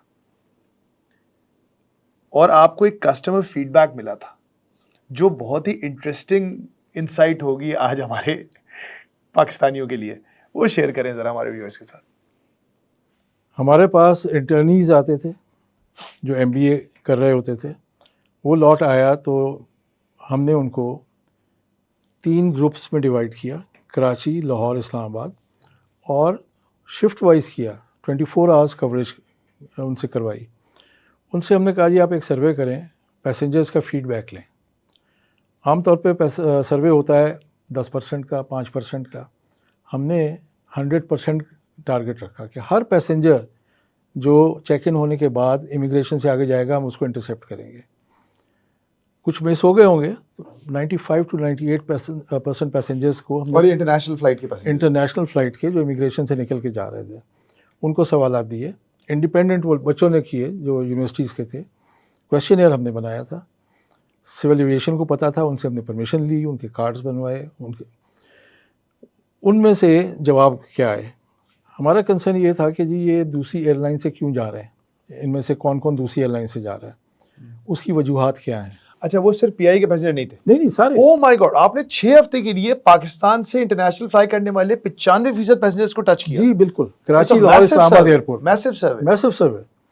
उसके रिजल्ट्स हमने कंपाइल नहीं किए, उन्हीं स्टूडेंट्स ने किए, और हमने कहा जी आप ही प्रेजेंटेशन दें, और उन्होंने प्रेजेंटेशन दी। उसमें जो सवालात थे कि जी आप क्यों दूसरी एयरलाइन पे जा रहे हैं, हमारा मेजर कंसर्न ये था। उसमें एक तो था सर्विस। ठीक है। सर्विस में इन फ्लाइट सर्विस, इसके अलावा जो फ्रीक्वेंसीज ऑफ फ्लाइट है, हम कहते हैं जी हमारी फ़्लाइट ट्यूसडे को जाएगी और फिर सैटरडे को जाएगी। पैसेंजर कहता है नहीं मुझे तो वेंसडे को जाना है और थर्सडे को आना है क्योंकि एक दिन की मीटिंग है। तो वो पैसेंजर गया, या उसको किसी खास दिन पहुंचते हैं, हम कहते हैं 2 दिन पहले पहुंचो या 2 दिन बाद। मलेशिया में ये बहुत बड़ा मसला है आपके साथ जी। तो number of flights per week, that was number 1 problem. ठीक है, नंबर 2, बहुत सारे डेस्टिनेशंस हम सर्व नहीं करते थे। बिल्कुल ऐसा ही है। ठीक है, जर्मनी में 5 और 6 मेजर डेस्टिनेशंस या पाकिस्तानीज जाते हैं, हम एक जगह जाते हैं और वो भी हफ्ते में 2 दफ़ा जाते थे, तो वो पैसेंजर्स हम लूज़ कर जाते थे। नंबर 2, जब इन फ्लाइट सर्विस की बात आई तो ये उन स्टूडेंट्स ने कहा जी कि एक कंसर्न ये था कि you do not serve alcohol. बहुत सारे पैसेंजर्स ने ये रीज़न दिया कि we do not travel by PIA क्योंकि अल्कोहल सर्व नहीं होती। एज अ पॉलिसी मेरा ख्याल ज़ियाउल हक साहब के ज़माने से ये तय हो गया था कि फ़्लाइट पे सर्व नहीं उससे होगी। पहले होती थी ना, ये उससे तो पहले हम पढ़ होती चुके थी, हैं। इंटरनेशनल फ्लाइट्स पे होती थी, ठीक है, लेकिन उसके बाद बंद कर दी गई। ठीक है। लेकिन ये तो बाकी जैसे एमिरेट्स है, ये भी मुस्लिम कंट्री है, इस पे सर्व होती है, उन पे सर्व होती है। कतर पे भी होती है, जी। तो ये बाकी सारे इस्लामी सिर्फ ममालिक हैं? सऊदीया पे, ईरान पे और PIA पे नहीं होती। अच्छा, जी, हाँ, सऊदीया पे नहीं होती, सऊदीया पे नहीं ईरान होती। पे भी नहीं है। ईरान मैंने ट्रैवल नहीं किया, सऊदीया पे नहीं होती, ईरान पे नहीं होती और PIA PIA पे नहीं होती। और- बाकी जितने मुस्लिम वर्ल्ड की एयरलाइंस हैं उनमें होती सब है, होती है। मलेशिया में भी होती है, टर्की में होती है। टर्की में भी होती है, हर जगह होती जी। है। ठीक है, तो हम चाहे कितने अच्छे मुसलमान हों या दावा करें, लेकिन जो यहाँ भी पीते हैं लोग, जो यूरोप में चले जाते हैं, 2nd जनरेशन 3rd जनरेशन है, वो एंजॉय करते हैं। तो उनमें से कुछ लोग, मैं नहीं कहता 100% लोग एंजॉय करते हैं, 15%, 20% भी। मतलब इट इज रिमार्केबल कि, और ये बड़ी उनकी बात है कि उन्होंने इस चीज को मेंशन किया कि this is one of the reasons. One of the I think आपने एनोनिमिटी रखी होगी। हमने कोई रिकॉर्डिंग नहीं की थी, आपकी तरह कैमरा लेके नहीं गए थे हम। वरना कोई नहीं बोलता, वरना तो कहते मस्जिद होनी चाहिए जहाज में। नहीं, ऐसी डिमांड भी आती रही है। तो this was one of the reasons. Amazing. Bans on PIA, आपने दोनों बैन्स लगते देखे? जी नहीं, यूरोप- दूसरा बैन तो बाद में लगा, बाद में लगा, पहला हाँ। बैन आपने देखा? जी हाँ। Tell me the story about both these bans. पहला बैन लगा है यूरोप में, वो लगा है 2007-8। किरमानी साहब के ज़माने में लगा था, 2007-8 की बात हो। पहला बैन है जी ये। जी। जब आप यूरोप में बंद हो गए और अमेरिका में बंद हो गए। अमेरिका में बंद नहीं हुए थे, अमेरिका में नहीं बंद। बेसिकली यूरोप में हुए थे। और ये बड़ा झटका। जी, यूरोप आपका एक बड़ा हब था, जर्मनी और खासतौर पे UK, Germany and even France, Amsterdam था, कोपेनहेगन था, बहुत सी जगह। व्हाट हैपेंड, क्या स्टोरी है इसकी? देखिए जी, ये EU का कमाल था। यूरोपियन यूनियन बनने से पहले हर मुल्क की अपनी सिविल एविएशन हमारे जहाज़ों पे नज़र रखती थी। ठीक है, ये दुनिया में एग्रीड है कि कोई और एयरलाइन की फ़्लाइट यहाँ आए, पाकिस्तान सिविल एविएशन उसको चेक कर सकती है। हमारा जहाज़ जाए तो वो उसको चेक कर सकते हैं। हमारा कोई घपला, कोई डिफेक्ट जो नहीं होना चाहिए था, हमने कराची से धक्का दे दिया, जहाज़ को चला दिया। ठीक है, वो वहाँ उन्होंने ऑब्ज़र्व किया, पॉइंट आउट किया। तो नेक्स्ट टाइम हमने उसको लंदन नहीं जाने दिया कि उनकी नोटिस में आ गया, हमने उसको रोम भेज दिया जहाज़ को, उसी डिफेक्ट के साथ। ठीक है जी, मैं हकीकत बता रहा हूँ आपको। नहीं, दोबारा बताएं। आप ये कह रहे हैं कि आपका एक जहाज में प्रॉब्लम आया, लंदन वालों ने रोक लिया, बोला भाई ये गड़बड़ है। रोका नहीं, उन्होंने पॉइंट आउट Point out किया कि आपकी जहाज है। कमिंग। वो इंस्पेक्शंस करते थे जहाज की। जी जी, वो आके रिकॉर्ड देखते थे कि एक डिफेक्ट है, ये पिछले 10 दिन से आ रहा है, फलां जगह रिपोर्ट हुआ, आपको इतने दिन में सही करना चाहिए था, उससे एक्सीड कर गया है, जो भी है, या कम से कम कराची से इस डिफेक्ट के साथ नहीं आना चाहिए, आना चाहिए था, ठीक है। पाकिस्तान से नहीं आना चाहिए, वो आपका है। बेस है, लेकिन हमने उसको चला दिया। या हमारा कोई बोल्ट मिसिंग है तो हमने तार बांध दी, लॉक वायर कहते हैं उसको। ठीक है, it's one of the practices के इमरजेंसी में कर सकते हैं, लेकिन वो चली जा रही है। उन्होंने ऑब्जर्व किया, एक वायलेशन हो गई। हमने कहा यार अब इसको लंदन नहीं भेजना इस जहाज़ को, हमने उठा के उसको रोम भेज दिया। रोम ने ऑब्जर्व कर लिया, और ये हो रहा है हाँ हो रहा था, और इनके नोट्स एक्सचेंज नहीं होते थे आपस में। में। और ये अभी आप, यानी कि ये अब हम बात कर रहे हैं, उससे कुछ 4-5 साल पहले से हो रहा होगा ना? ये हमेशा से हो रहा हमेशा था। से हो रहा ठीक है, उसका लेवल डिफरेंट होगा कि EU कब बना? EU तो ये 1997 में शायद हाँ, मुझे सही याद नहीं, लेकिन EU का जो आप एक्सपोज होना शुरू हुए हाँ, उसके जो बाद। सिविल एविएशन की जी। इंटीग्रेशन हुई, ठीक है, वो हुई, और अभी वो ऑफिशियल नहीं हुई थी, ठीक है, लेकिन वो उस शुरू हो गया था इंफॉर्मेशन एक्सचेंज करना। ठीक है, तो उन्होंने जब इंफॉर्मेशन एक्सचेंज की तो उन्होंने कहा जी ये रजिस्ट्रेशन, ये जहाज़ इस डिफेक्ट के साथ 4 स्टेशन पे आ चुका है, 1 महीने से चल रहा है। उस वजह से उन्होंने पाबंदी लगाई कि आपकी सेफ्टी स्टैंडर्ड्स या मेंटेनेंस स्टैंडर्ड सही नहीं है। हेड ऑफिस में मीटिंग हुई, मैंने उस वक्त किरमानी साहब और ये 2007 की बात हो रही जी है। मैंने किरमानी साहब को उस वक्त पॉइंट आउट किया। मैंने कहा जी बात ये है, वो कहने लगे जी कि डिफेक्ट तो हमारा पकड़ा था जर्मनी ने और इटली ने फ़्लाइट बंद कर दी, ये कैसे हो गया? मैंने उनसे कहा जी कि वो अपने नोट्स एक्सचेंज कर रहे हैं, अभी हमारा एग्रीमेंट नहीं हुआ EU के साथ, लेकिन उन्होंने फंक्शन करना शुरू कर दिया है उनकी सिविल एविएशन ने, और वो हमसे बात कर रहे हैं जिसको कहते हैं horizontal agreement between EU and Pakistan. मैं उसमें इन्वॉल्व था। मैंने कहा जी हम उनसे अभी उसके नोट्स एक्सचेंज कर रहे हैं, ये ऑफिशियल भी हो जाएगा, but unofficially they are doing it amongst the community. Kirmani साहब ने आपसे ये नहीं कहा कि यार ये कौन लोग हैं जो ये गड़बड़ के साथ जहाज भेज देते हैं? उन्होंने कहा कि यार वो क्यों गड़बड़ कर रहे हैं? हम तो दूसरे का पूछते हैं ना। उन्होंने मुझसे एग्रीमेंट्स की कॉपी ली। मैंने कहा जी इस एग्रीमेंट में भी ये है कि वो इंस्पेक्ट कर सकते हैं, इसमें भी है, इसमें भी है, ये यूनिवर्सल है। अब वो आपस में नोट्स एक्सचेंज कर रहे हैं, इसलिए वो उनको पता चल गया है। तो वो एक रीज़न था जिस पे हम आके फंसे। नहीं तो वो क्या हुआ फिर, मतलब वो ठीक कभी क्यों नहीं हो सका? नहीं, वो तो उस वक्त सही हो गया था, उन्होंने बैन लगा दिया। ठीक है। और उन्होंने बैन सिर्फ PI पे नहीं लगाया, हमारी जो सिविल एविएशन थी उसको भी डाउनग्रेड कर दिया गया कि आप ऐसे जहाज उड़ने क्यों दे रहे हैं? जी। बेसिकली हम एयरलाइन जो है वो तो गड़बड़ की कोशिश करेगी, जो भी सिविल एविएशन क्यों जाने दे रहा है? Civil aviation is the controlling authority, उनको कंट्रोल करना चाहिए था, तो उनकी कंट्रोल या उनका रेगुलेशन अच्छा नहीं था। आप तो यहाँ एक और मिथ को तबाह कर रहे हैं, होक्स को। हम बड़ा सुनते आए कि जी सलाम है PIA के इंजीनियर्स को, और वो तो बड़े अजीम तरीन मखलूक हैं कि देखो ना किस तरह एयरलाइन को खड़ा रखा हुआ है। लेकिन हम 2 एयर क्रैशेस में उनकी नेग्लिजेंस को जान चुके हैं। आई थिंक जुनैद जमशेद वाले तैयारे में साबित हो गया नेग्लिजेंस थी, उसके अलावा एक और एयर क्रैश में साबित हुआ, मेंटेनेंस का मसला था। 2 तो मुझे याद है, और अगर आपके जहन में हो तो आप बताइएगा। और अब आप ये बोल रहे हैं कि ये भी गड़बड़ इंजीनियरिंग डिपार्टमेंट की हो रही थी कि मेंटेनेंस सही नहीं हो रही थी, डिफेक्ट्स को कैरी फॉरवर्ड किया जा रहा था। देखें, अगर वो डिफेक्ट एक दफ़ा कैरी फॉरवर्ड हो सकता है तो दूसरी दफ़ा भी हो सकता है। लॉजिक एक लॉजिक ये बिल्कुल ठीक है, जीरो होना चाहिए ना इसमें तो। लेकिन दूसरी लॉजिक ये है कि उस डिफेक्ट को वापसी के लिए तो आप कैरी फॉरवर्ड कर सकते हैं पाकिस्तान लाने के लिए, और फिर जाके उसको सही करें। लेकिन ये नहीं होना चाहिए कि वो पाकिस्तान आए फिर दोबारा उसको फिर भेज दें आप किसी और तरफ। But they were risking so much. How? आप किसी इंजीनियर से पूछेंगे, मैं खुद बेसिकली इंजीनियर हूँ। अच्छा। ठीक है, मेंटेनेंस इंजीनियर नहीं हूँ लेकिन इंजीनियर हूँ, लेकिन वो यही कहेगा जी ये सेफ था। अच्छा। ठीक, उन पे प्रेशर होता था फ्लाइट शेड्यूल मेंटेन करने का। अगर एक डिफेक्ट है और हमारे मेंटेनेंस इंजीनियर ने बुक के मुताबिक उस पर काम करना शुरू कर दिया तो फ्लाइट डिपार्चर डिले हो जाएगा। डिले हो जाएगा तो वो ये उससे पूछा जाएगा कि तुम्हारी वजह से डिले क्यों हुआ, तुम्हें ये कैरी फॉरवर्ड कर देना चाहिए था फ़ौरन, कागज़ पेपर रेक्टिफिकेशन करनी थी कि under rule so and so it can be carried forward, तुमने अटैम्प्ट क्यों की? जबकि वो जो मिनिमम इक्विपमेंट लिस्ट है उसका प्रीएम्बल कहता है कि all efforts shall be made, shall, वो एफर्ट को गोल कर जाते थे। और ऑन टाइम डिपार्चर कराने के लिए हमने ये घपले किए। मेरे इंजीनियर दोस्त नाराज़ होंगे लेकिन उनका भी कसूर नहीं था, मैनेजमेंट का प्रेशर था, और मैनेजमेंट भी इंजीनियर्स ही थे। जो चीफ इंजीनियर है या डायरेक्टर इंजीनियरिंग है वो इंजीनियर ही है ना। अरे क्यों कर रहे हो यार, निकालो जहाज़ को टाइम पे भेजना है, रेगुलरिटी मेंटेन करनी है, ऑन टाइम डिपार्चर करना है। इस चक्कर में बहुत सारी ये गलतियाँ की, वो पकड़े गए, बैन लग गया। चलो बैन लग गया, सिविल एविएशन को भी उन्होंने डाउनग्रेड किया, हमें भी किया। PIA और CA ने कंसल्टेंट्स हायर किए, वो यहाँ आए, मेरा उनसे टाकरा होता रहा।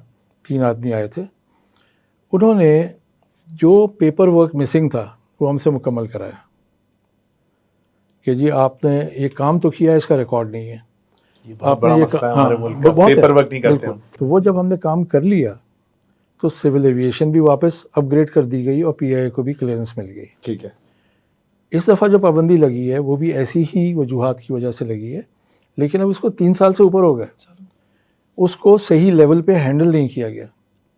इसको हैंडल करना था तो 4 directors, director flight operations, director engineering, director airport services, बल्कि 3 ही डायरेक्टर, और चौथा सेफ्टी हमारा एक डिवीज़न है उसको इन्वॉल्व किया जाता।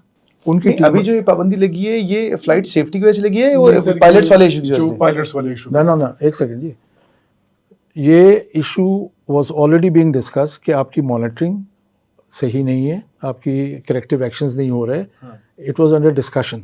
ठीक है, इसकी कॉरस्पॉन्डेंस हो रही थी, हीट वाज ऑन। आखिरी कील मारा गुलाम सरवर साहब ने, वही तो मतलब कि मतलब अगर एक इंटरनल अगर कोई काम हो रहा है तो उसका इतना जल्दी रिएक्शन क्यों दिया उन्होंने?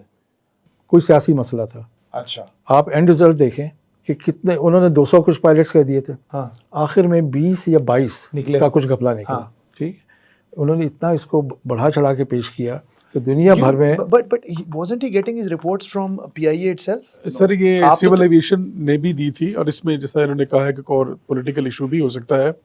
But before coming to this one, जो पहला वाला बैन है इसके शाह साहब बात कर रहे थे, ठीक बात कर रहे थे वो, उसमें एक इशू और था कि हमने अपनी कैपेसिटी से ज़्यादा फ्लाइटें लगाई हुई थी। हमारे पास 10 जहाज़ थे, 10 जहाज़ों पे आप 15 लेट से डेस्टिनेशन करते हैं, आपने उठा के 40 कर दी। जिस तरह की हमारी एक कौमी आदत है कि हम अगले को कमिट करते हैं, यार ये मैं ये भी कर लूँगा, वो भी कर लूँगा, ये भी कर लूँगा, उसकी वजह से प्रेशर पड़ता था प्लान दिया जीवन के कि ऊपर। ये करके ना फिर हम ऑपरेशनल प्रॉफिट में आ जाएंगे। एग्जैक्टली। हाँ। इसमें जो हुआ है वो कोई लाइसेंस जाली नहीं थे, लाइसेंस जाली बनता ही नहीं है। ठीक है। ये थे कि एक्सपायर्ड हुए थे, उसकी रीवैलिडेशन नहीं हुई थी। अभी आप चले जाएं, आपका ऑफिस शारा फैसल पे है, नीचे आप सड़क पे चले जाएं और जाके ड्राइवरों को चेक करें, आपको 60-70% जो है वो एक्सपायर्ड एक्सपायर्ड, लाइसेंसेस होंगे। लेकिन बिल्कुल। गाड़ियाँ चल रही हैं। हाँ, वो उसका मतलब ये नहीं कि उनको लाइसेंस नहीं है। लाइसेंस जाली नहीं थे। बिल्कुल ठीक कह रहे हैं आप। एक चीज़ अगर मैं आपसे पूछूं, आप लोगों का 25-30 साल का कैरियर रहा पीआईए में, कभी कोई एक ऐसा मौका आया जब आपको ये लगा यार ये ना, अगर अब आप पीछे मुड़ के जब देखते हैं तो आपको लगता है यार अगर ये वाला काम हो जाता ना शायद हम बच जाते? पीके और इरशाद साहब बताएं जरा। देखिए जी, मैं बताऊंगा तो लगेगा कि मैं अपने आप को डिफेंड कर रहा हूँ, क्योंकि I was the key person. Okay. Pakistan में हब नहीं बनाया जा सकता ड्यू टू सेफ्टी। होना तो यही चाहिए कि हम यहाँ पे हब बनाएं। हमने पूरा पाकिस्तान खोल दिया। हम इंटरनेशनल फ़्लाइट्स करदू से भी ऑपरेट करेंगे, पेशावर से भी करेंगे, लाहौर से भी करेंगे, फैसलाबाद से भी, मुल्तान से भी, सियालकोट से भी, कराची से भी, गवादर से भी। तो ये पाकिस्तान में हब का कॉन्सेप्ट ख़त्म हो गया। दुनिया 1 या 2 पॉइंट्स बनाती है जहाँ सारे लोग इकट्ठा करके भेजा जाता है। बिल्कुल ठीक है। तो हमारा कोई हब नहीं है। फिर हमारे हालात ऐसे हैं कि इंटरनेशनली वार्निंग्स हैं पैसेंजर्स को कि do not travel through Pakistan. ठीक है। तो वो पैसेंजर्स यहाँ से नहीं जाते। तो हमने कोशिश की हम पाकिस्तान के बाहर एक छोटा हब बना लें। अच्छा। ये जो टर्किश के साथ एग्रीमेंट हो रहा था, टर्किश एयरलाइंस का प्रेशर था कि हमें और फ्लाइट्स ऑपरेट करने की परमिशन दी जाए, और हमें यही था कि ये इनको परमिशन मिल जाएगी, जिस तरह बाकी सब में बटी है इनको भी बटी है। जब मीटिंग हुई हमने कहा जी आपका ऑब्जेक्टिव क्या है? उन्होंने कहा जी हम चाहते हैं पाकिस्तान टर्की के दरमियान बहुत फ़्लाइट्स हों, ये हो वो हो। हमने कहा जी हम ऑपरेट करते हैं, आप क्यों करेंगे, हम करेंगे। तो हमने उनके साथ understanding, it was not an agreement, एक तो ये था कि जिन लोगों ने कहा एग्रीमेंट हो गया, it was an understanding, record of discussions जो जिस पे हंगामा हुआ, ये किया कि जी हम कराची, लाहौर, इस्लामाबाद से डेली फ़्लाइट ऑपरेट करेंगे टू इस्तांबुल। ठीक है। उसमें से 18 फ़्लाइटें हमारी होंगी, 3 आपकी होंगी। ओके। तो 21 फ़्लाइट्स डेली फ़्लाइट जाती इन 3 शहरों से एक इस्तांबुल। फ्लाइट तीनों दिन जाएगी, जी हाँ, फिर वापस भी आएगी। वापस भी आएगी। वो एक टाइम पे पहुंचते। टर्किश एयरलाइन का एक सिस्टम है कि वो सुबह 6 बजे उनकी सारी फ़्लाइट्स आती हैं, 7 बजे, 9-10 बजे तक उनके डिपार्चर्स होते हैं, उसमें हम एंटर हो जाते हैं। ऑनवर्ड्स हम पैसेंजर्स उनको देते हैं। कहाँ के लिए? उन फ्लाइट्स के लिए, उन डेस्टिनेशंस के लिए जहाँ हमारी हफ्ते में 2-2, 3-3 फ़्लाइटें थी या नहीं है। ठीक है। जैसे इटली है, हमारी हफ्ते में 2 फ़्लाइटें थी। हमने कहा जी इटली हम आपको देंगे, हमारा पैसेंजर आप ले जाइएगा। इसी तरह हमने एम्स्टर्डम हफ्ते में 2 फ़्लाइटें थी, फ्रैंकफर्ट हफ्ते में 2 फ़्लाइटें थी। तो यूरोपियन डेस्टिनेशन जहाँ हमारी डेली फ्रीक्वेंसी नहीं थी और जहाँ हम सिर्फ एक डेस्टिनेशन पर जाते थे, जैसे मैंने पहले भी बताया, हमने कहा जी हम आपको पैसेंजर देंगे और उन फ्लाइट्स पे हम कोड शेयर भी करेंगे आपके साथ, जहाँ जहाँ हमारे और आपके एग्रीमेंट्स हमें अलाउ करते हैं विद द थर्ड कंट्री। तो होता ये है कि कराची, इस्तांबुल, लारनाका अगर फ़्लाइट जा रही है तो लारनाका तक पीआईए का नाम जा रहा होता। ओके। कराची, इस्तांबुल, रोम, हमारी रोम फ़्लाइट नहीं जा रही थी, वो हम उनको पैसेंजर दे देते थे। रोम इटली में उनके कुछ 4 डेस्टिनेशन थे। हाँ, वो तो दुनिया में सबसे सारे डेस्टिनेशन है। जर्मनी में उनके 6-7 डेस्टिनेशन थे। तो हम वहाँ तक हमारा नाम जा रहा होता। ठीक है। नाम जाने का फ़ायदा ये होता है कि जब आप इंटरनेट पर सर्च करते हैं Karachi to such and such points, तो अगर पीआईए का कोई फ़्लाइट है ही नहीं तो पीआईए नज़र नहीं आएगी। लेकिन पैकेट आ रही है। कोड शेयर से आ जाती है, बिल्कुल आ तो जाएगी। उसमें पार्टली हम कैरी कर रहे होते हैं, हाँ। पार्टली दूसरा कैरी कर रहा होता है, लेकिन सेलिंग हम कर रहे होते हैं, सेल हमारी हो आप रही रेवेन्यू है, भी शेयर करेंगे उसमें। रेवेन्यू भी शेयर करते हैं। तो वो एक आप नजर आते हैं पहले आप पहली एयरलाइन जब भी आपको कोई सर्च करेगा स्काई स्कैनर पे या जी। एक्सपीडिया पे या कहीं, तो बिल्कुल। आप यही शो अप होना शुरू हो जाएगा। यह इशू करेगी, ठीक है। तो ये कोड शेयर का फायदा था। हमने यूके सरेंडर नहीं किया था और हमने स्कैंडिनेविया सरेंडर नहीं किया था कि यहाँ हम ऑपरेट करते रहेंगे। अमेरिका, वहाँ हमने एक चेंज की थी कि हम न्यूयॉर्क ऑपरेट नहीं करेंगे, क्योंकि उनका न्यूयॉर्क अच्छा खासा ऑपरेशन है। उन्होंने कहा जी आप ऑपरेट करें शिकागो, ह्यूस्टन उनका ऑपरेशन नहीं था कि ह्यूस्टन आप ऑपरेट करें, न्यूयॉर्क हम करेंगे। नहीं, फिर वो आप ऑपरेट डायरेक्ट ही कर लें। इस्तांबुल, ह्यूस्टन, अच्छा, वो आप ताकि टर्किश का पैसेंजर भी ह्यूस्टन का हमें मिले, हाँ, ठीक है। जो टर्किश अफ्रीका से ला रही है या कहीं प्रॉपर और- पार्टनरशिप। या It was central win-win for both. हाँ, सेंट्रल एशियन रिपब्लिक्स में उनकी बड़ी प्रेजेंस है। तो why were Turkish doing it with you? वो तो इतनी बड़ी हेडलाइन थी। What was in it for उस देम? वजह- इतनी बड़ी नहीं थी नहीं, सर, हम उनको कितना पैसेंजर देते हैं, इससे नुकसान था एमिरेट्स को, हाँ, कतर को, हाँ, ठीक है, इतिहाद को, बिल्कुल। क्योंकि वो जो पैसेंजर ले जा रहे हैं वो हम PIA अपने नाम की वजह से वो ले जाती। और एक अच्छा हब भी है इस्तांबुल। इस्तांबुल अच्छा हब भी है। दूसरी उसमें ये थी कि इस्तांबुल में PIA will have a Pakistani transit क्या कहते हैं, लाउंज, जिसमें पाकिस्तानी खाने पाकिस्तानी लोग सर्व करेंगे, पाकिस्तानी प्रोग्राम चल रहे होंगे। वो 3-4 घंटे में लोग ऐसे बैठे होंगे Busy जैसे है। पाकिस्तान में बैठे हैं, बिजी है। ठीक। नेक्स्ट स्टेप ये था कि ऑनवर्ड्स फ्लाइट पे, हर फ्लाइट पे जिस पे हमारा कोड शेयर होगा, there will be 1 PIA cabin crew on board, क्योंकि PIA का नाम भी है और अगर पाकिस्तान का पैसेंजर जा रहा है तो कम्युनिकेशन में उसको मसला आता है, वाओ, तो एक पाकिस्तानी क्रू होगा। वो ये भी मान गए थे। ठीक है। जो अमेरिका की फ़्लाइट थी उस पर ऑब्जेक्शन ये था कि जी आपको ह्यूस्टन का कितना पैसेंजर मिलेगा, हमारे लोगों ने एतराज़ किया। वो एग्रीमेंट ये था कि अमेरिका की फ़्लाइट्स जो है they will be in a pool, जितनी कैपेसिटी टर्किश ने डाली है उसके हिसाब से रेवेन्यू वो ले जाएगी, जितनी कैपेसिटी पाकिस्तान ने डाली है उसके हिसाब से वो ले जाएगी। अच्छा, उसको अगर हम खाली फ्लाइट भी ऑपरेट करते हम कैपेसिटी का प्रोपोर्शनेट रेवेन्यू लेते रहते। वाओ, यानी कि ट्रिकल डाउन कुछ ना कुछ मिलता है। बिल्कुल। लेकिन ह्यूस्टन और डैलस में तो बहुत पाकिस्तानी है। वो एक अलग इशू। हाँ, लेकिन ये जो ऑब्जेक्शन था जी कि क्यों, हाँ, बड़ी वजह अपोजिशन की ये थी कि हमारे बहुत से लोगों का न्यूयॉर्क एक सेकंड होम है। बिल्कुल है। हमारे कॉकपिट क्रू ने बच्चे वहाँ पढ़ने डाले हुए हैं, बेगम को वहाँ छोड़ा हुआ है, हाँ, तो न्यूयॉर्क ट्रैवल उनको बहुत अजीज़ है। ठीक है। अब वो PIA का बंद हो जाता, हाँ, केबिन ठीक है। क्रू भी है आपका। केबिन क्रू भी है सर, हाँ, जैसे आजकल कनाडा में है, हाँ, बेगम मोहल्ला है वहाँ पे, हाँ, बिल्कुल। कनाडा टोरंटो में, हाँ, मिसिसागा, हाँ, सारे पाकिस्तानी वहाँ हैं और हमारे केबिन क्रू बच्चे भी भी बहुत है, वहाँ पढ़ कॉकपिट रहे हैं क्रू।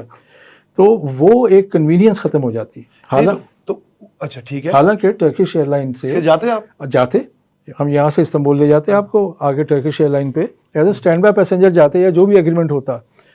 हमने जो पहला एग्रीमेंट किया था टर्किश से, उसमें ये भी कंडीशन थी कि हमारा टिकट टर्किश एयरलाइन एक्सेप्ट करेगी, स्टाफ टिकट, और it will be given first preference after the Turkish airline staff.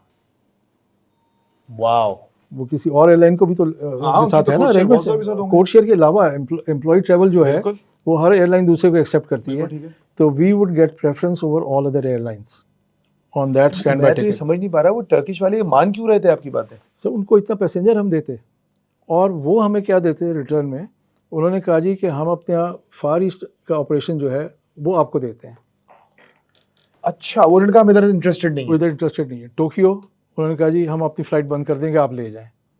Wow, Bangkok आप ले जाएं, ठीक है, इधर ढाका आप ले जाएं, हमारी ढाका की काफ़ी पैसेंजर मूव तो वो होती है। इस्तांबुल से कराची आते और कराची से जाते? अगर इस्तांबुल से उन्होंने ढाका की टिकट बेची है तो वो कराची आके हमें दे देते, हम उसको ढाका ले जाते, ठीक है, ढाका से हम ला के इस्तांबुल उनको पहुंचा देते। ठीक है। अब वो इस्तांबुल आगे भी जा रहा होता पैसेंजर, तो it was a win win position. और नुकसान इसमें सिर्फ और सिर्फ गल्फ एयरलाइंस का था। बहुत बड़ा नुकसान था। मैं समझता हूँ कि उन्होंने वो एहतजाज को स्पॉन्सर किया, किस तरीके से स्पॉन्सर किया, और उस एहतजाज की वजह से एयरलाइन खड़ी हो गई, ऑपरेशन बंद हो गया, वो स्कीम ड्रॉप करनी पड़ी। अनबिलीवेबल। अगर वो हो जाता, थाई THAI टर्किश एयरलाइन जो था ये थाईलैंड की एयरलाइन, THY तुर्क हवा जुलारी, वो भी था ये। इन दोनों के साथ हमारी पार्टनरशिप कोडशेयर की थी पहले ही, और बढ़ जाती। ये दोनों स्टार अलायंस के मेंबर हैं, और हमारा विजन ये था कि इनके साथ पार्टनरशिप करके इन फ्यू ईयर्स टाइम हम स्टार अलायंस के लिए अप्लाई करेंगे। क्योंकि जब आप स्टार अलायंस के पार्टनर एयरलाइन के पार्टनर हैं तो आसानी हो जाती है।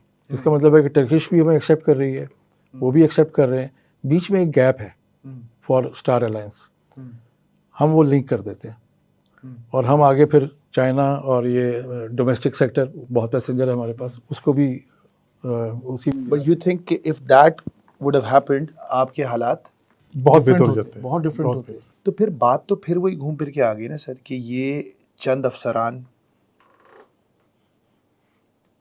डिक्टेट कर जाते हैं।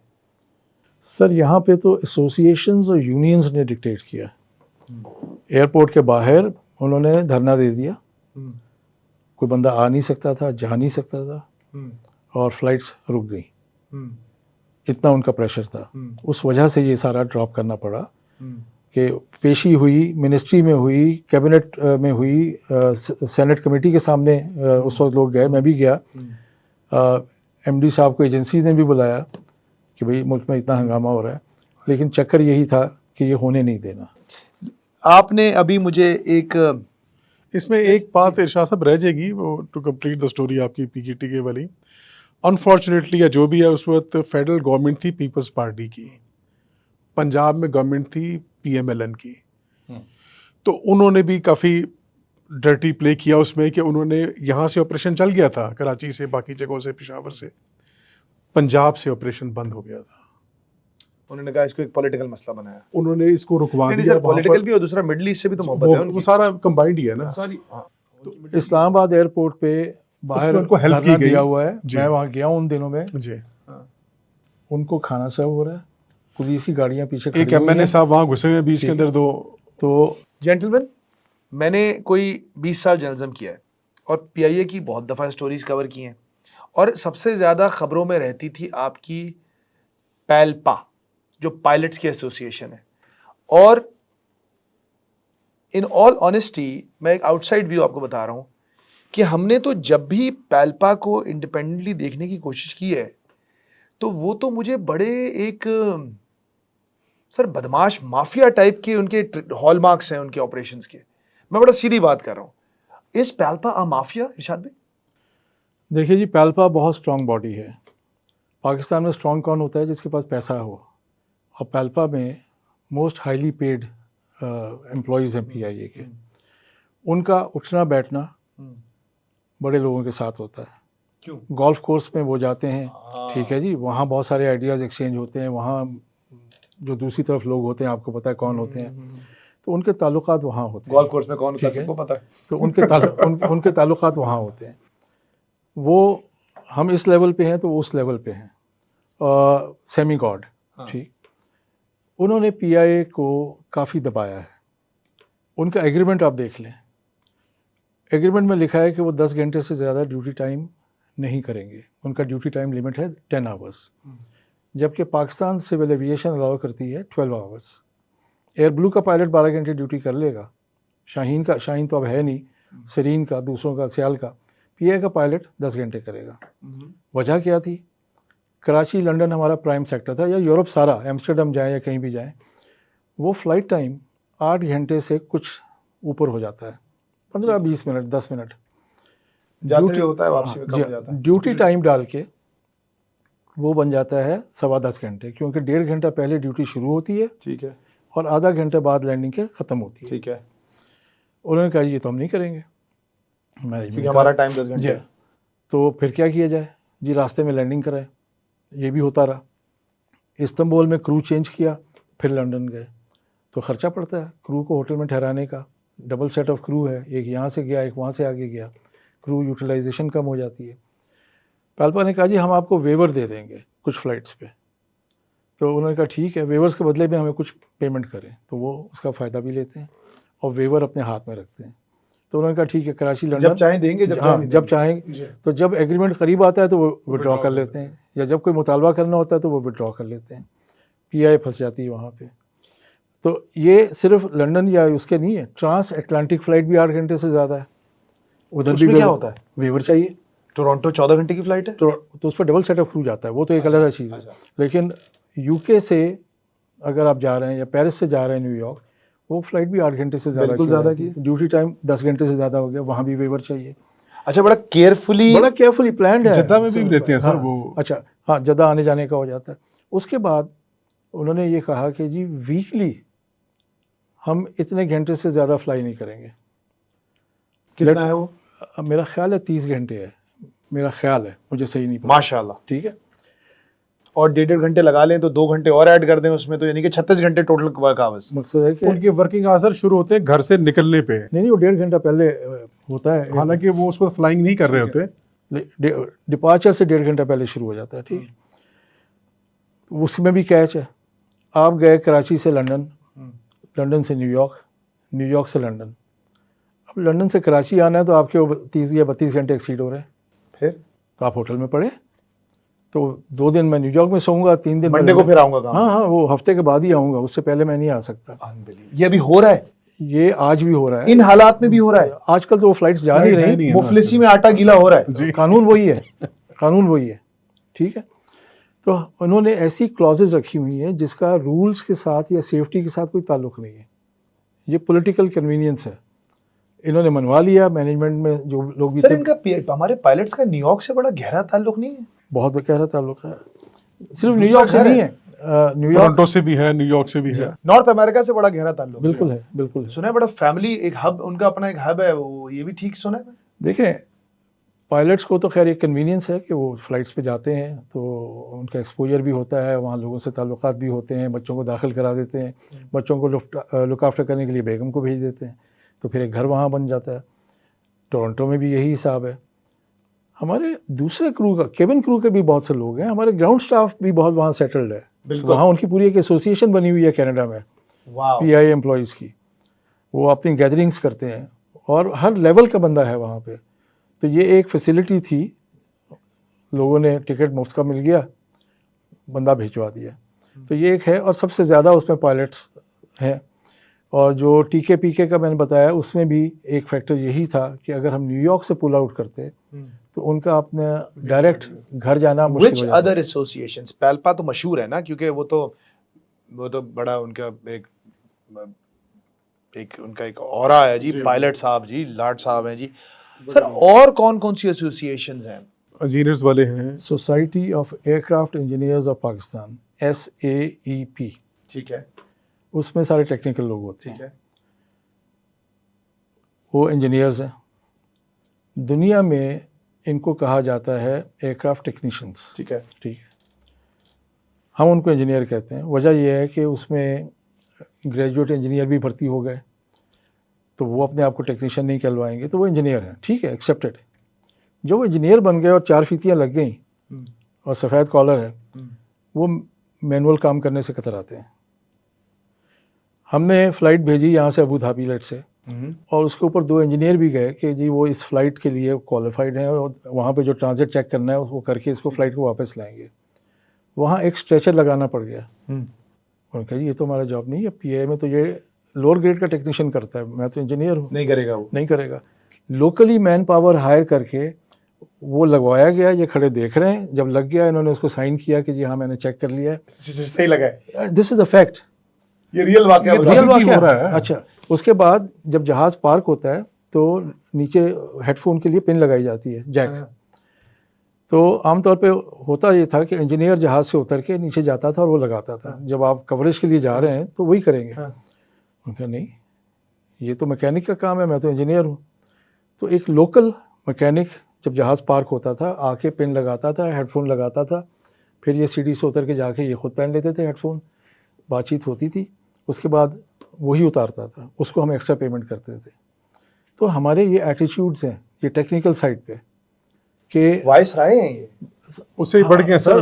सर ऐसे वही नहीं है। मैं आप कहूँ कि यार मुझे तो लग रहा है कि ये पाकिस्तान में से कॉलोनियल पावर्स गए नहीं, तो इंजीनियर्स तो अभी भी आपको सर मिलेंगे, वो सोया रहता है बिजनेस क्लास के अंदर बैठा हुआ और सिर्फ आना जाना करता है। फ्लाइट में तो उसने कुछ भी नहीं करना होता ना, करना तो उसने ग्राउंड पे होता है कि वहाँ जाके ट्रांजिट चेक करना है और इंस्पेक्शन करना है। सर ये लोग कैसे ठीक होंगे? इन्होंने अपने हाथ काले नहीं करने, सर देखिए, इनको ठीक करने का तरीका बिल्कुल है, ऐसी बात नहीं है, लेकिन इसमें ये है कि फिर जो है आपकी जो अब इनका मसला ये है, जीनस का जो बताया है, इनका एग्रीमेंट ये है कि जी जो पाल्पा को मिलेगा उसका 55% या इतना कुछ इनको मिलेगा, तो ये इनका एक वो कोलैबोरेशन हो जाता है। You win, I win, yes, you scratch my back, तुम जितना Exactly. ऊपर जाओगे मैं भी ऊपर जाऊंगा। यस, तो ये उनका साथ देते हैं। अब उसने जहाज चलाना है, इसने साइन करना है जहाज यानी उड़ने के लिए, एयर वर्दी So करना है। basically, if I say जी। the PIA serves the employees of PIA, in a way yes, that's it. Self service पहले। Self-service.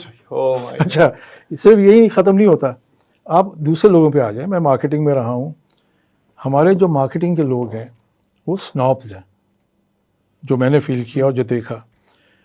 कंसल्टेंट आए थे एक दफ़ा बीच में सेबर के, ये मैं आखिरी दिनों की बात कर रहा हूँ जब नवाज शरीफ की हुकूमत ख़त्म हुई है, अब्बासी साहब PI के चेयरमैन थे। एक कंसल्टेंट वाशिंगटन ऑफिस में PI के मैनेजर के पास गया, उसको उसने कहा कि जी मुझे बताएं कि आप किन किन एजेंट से मिलते हैं। तो बिल्डिंग से नीचे उतरे, उस बिल्डिंग के नीचे एक एजेंसी थी, वहाँ चले गए। उस एजेंसी वाले ने PI के मैनेजर को नहीं पहचाना, क्योंकि he had never gone to his office, उसी बिल्डिंग में ऊपर रहते थे, बैठते थे। ये हमारी सिचुएशन है। हमारे बाकी स्टेशन पे कराची भी, लाहौर में भी ऐसे ही है। बाकी स्टेशन पे भी यही है कि लोग निकलते नहीं है। मैंने बताया ना कि वो अपने आप को ब्यूरोक्रेट, कमिश्नर से कम नहीं समझते थे। अब आहिस्ता आहिस्ता That's culture ना, कल्चर, अब नए लोग जो आए culture हैं, हो गया ना सर। नए लोग जो आए हैं कुछ बेहतर है। मैं जानना ही चाह रहा हूँ, क्या कभी ठीक थे हम? देखें, मुख्तलिफ एरियाज़ में और मुख्तलिफ अदवार में कोई ना कोई बेहतरी हुई है और कोई ना कोई नुकसान हुआ है। किरमानी साहब आए, सर्विस ओरिएंटेड थे, एयरलाइन से उनका ताल्लुक़ नहीं था, लेकिन सर्विस ओरिएंटेड थे। उन्होंने केबिन सर्विस इम्प्रूव करने की बहुत कोशिश की और उस दौर में बहुत इम्प्रूव हुई। Flight service was much better. उनका नेक्स्ट एक्शन था एयरपोर्ट सर्विसेज, कि जब आप जाते हैं तो चेक इन पे लोग कैसे हों। लेकिन उनसे ये गलती हुई, उन्होंने जो यंगस्टर्स थे, नए नए MBA करके आए थे, उनकी एक टीम बना ली। वो उनको एडवाइस करते थे और वो सीनियर्स को अपनी लिफ्ट नहीं कराते थे। सीनियर्स ने उनको मशवरे देने छोड़ दिए, एक डिस्टेंस पैदा हो गया। उन्होंने कहा करता है गलती करता रहे। Lack of experience था। उस वजह से, वरना उनकी अप्रोच बड़ी अच्छी थी और उन्होंने लोगों को सुधारा, लेकिन इस चीज़ ने मरवा दिया। एक गलती हो रही है, I am a witness to it. मैंने कहा जी ये तो गलत लगता है। मैंने कहा जी लेकिन किरमानी साहब कह गए, मैंने कहा जी उनको बताया जाए यार, उनसे कौन बात करे, ठीक है जाने दो, फिर देखा जाएगा। तो ये अप्रोच जो होती है कि अपनी सर, जान इज इट द फैक्ट कि अगर ये सर एक सरकारी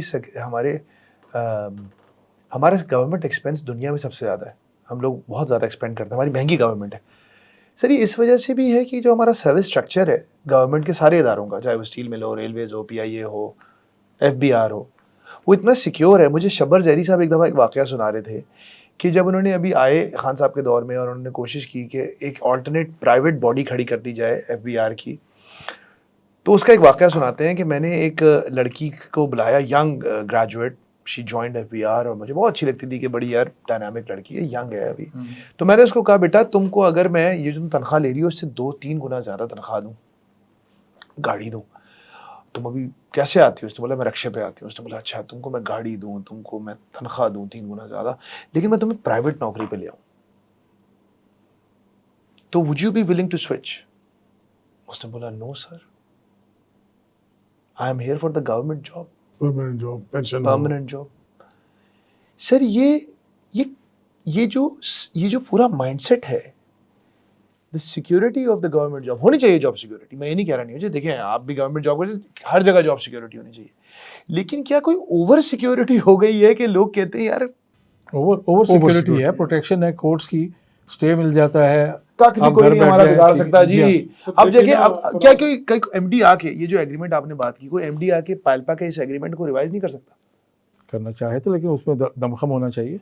ये बंद वो कर इन देंगे चीज़ों को आप? समझे तो सही जो मैं कह लेकिन रहा वो हूँ। बंद कर देंगे, फिर क्या करेंगे आप? मैं अपने 35 साल के तजर्बे से बता रहा हूँ, और मैं फ़्लाइट ऑपरेशन में भी परफॉर्मेंस इंजीनियर रहा हूँ, क्रू के साथ उठता बैठता था, मुझे इनके लूप होल्स पता है। हर कोई समझता नहीं है इस चीज़ को। आप अगर बारीकी में जाएं तो करने वाले तो हम लोग हैं ना।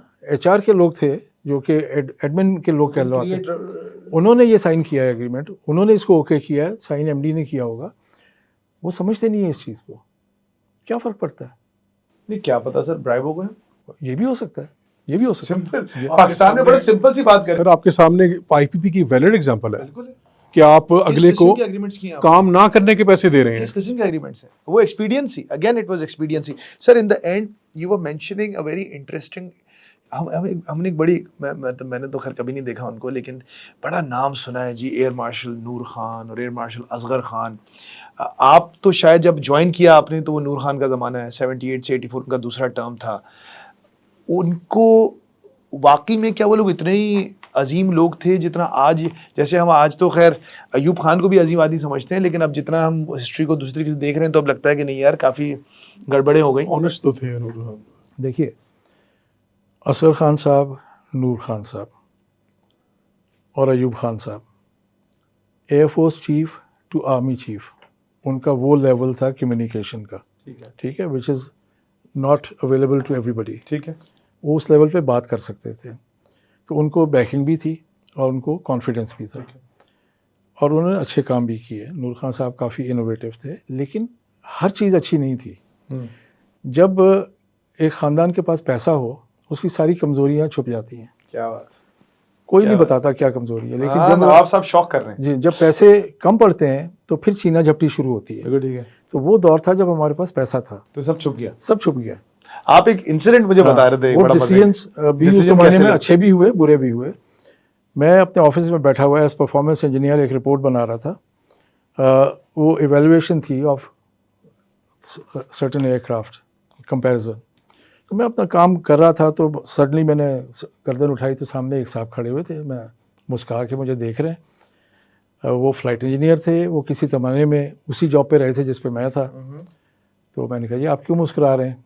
कहते हैं क्या कर रहे हो? मैंने कहा जी मैं एक फिजिबिलिटी बना रहा हूँ। कहते मैं इसी पे मुस्कुरा रहा हूँ, मुझे पता है इसके साथ होना क्या है। ठीक है, मैंने कहा जी क्या होगा? तो फिर उन्होंने ये किस्सा सुनाया जो आप कह रहे हैं। कहने लगे जी कि नूर खान साहब के ज़माने में हमने जहाज़ लेने थे, तो कमेटी बनाई गई, director flight operations, director engineering, director customer services. ये 3 मेजर कंसर्न होते हैं जहाज़ के सिलेक्शन में। उन्होंने स्टडी की, कंपैरिजन एक से ज़्यादा जहाज़ों में था, जिसमें से एक जहाज़ था 727। ठीक है, 727 3 इंजन जहाज़ था, बहुत पॉपुलर हुआ। ठीक है, कहते हैं जी उस कमेटी की रिकमेंडेशन थी 727। हम वो रिपोर्ट लेके गए नूर खान साहब के ऑफिस में। नूर खान साहब किसी को आपको खरीदने थे जहाज पीआई? खरीदने थे। तो उन्होंने बोला भाई मुझे जरा मार्केट हाँ, सर्वे आप करके नहीं बताओ। आप बताएं आपकी रिक्वायरमेंट क्या है, ठीक, सही है, टेक्निकली कौन सा बेहतर है, कस्टमर क्या मांगता है। एक्सपीरियंस अच्छा है। तो उन्होंने अपनी रिकमेंडेशन बना दी। कहते हैं जी हम 3 डायरेक्टर्स, उन 3 डायरेक्टर्स के साथ 3 उनके चमचे। कहने लगे मैं डायरेक्टर फ्लाइट ऑपरेशंस का चमचा था, तो हम उनके पीछे फाइलें कागजात लेके। तो नूर खान साहब किसी को सीट ऑफर नहीं करते थे। कहते हैं तीनों डायरेक्टर खड़े थे और किसी की कुछ इतनी हिम्मत भी नहीं हो रही थी कि उनका आगे जाके क्या कहें। उन्हें कैसे आए हो? तो director flight operations being a pilot. उनका जी वो रिपोर्ट आपने मांगी थी तो इट इज़ रेडी। उनका अच्छा, रिपोर्ट ली उन्होंने, देखी और पीछे फेंक दी।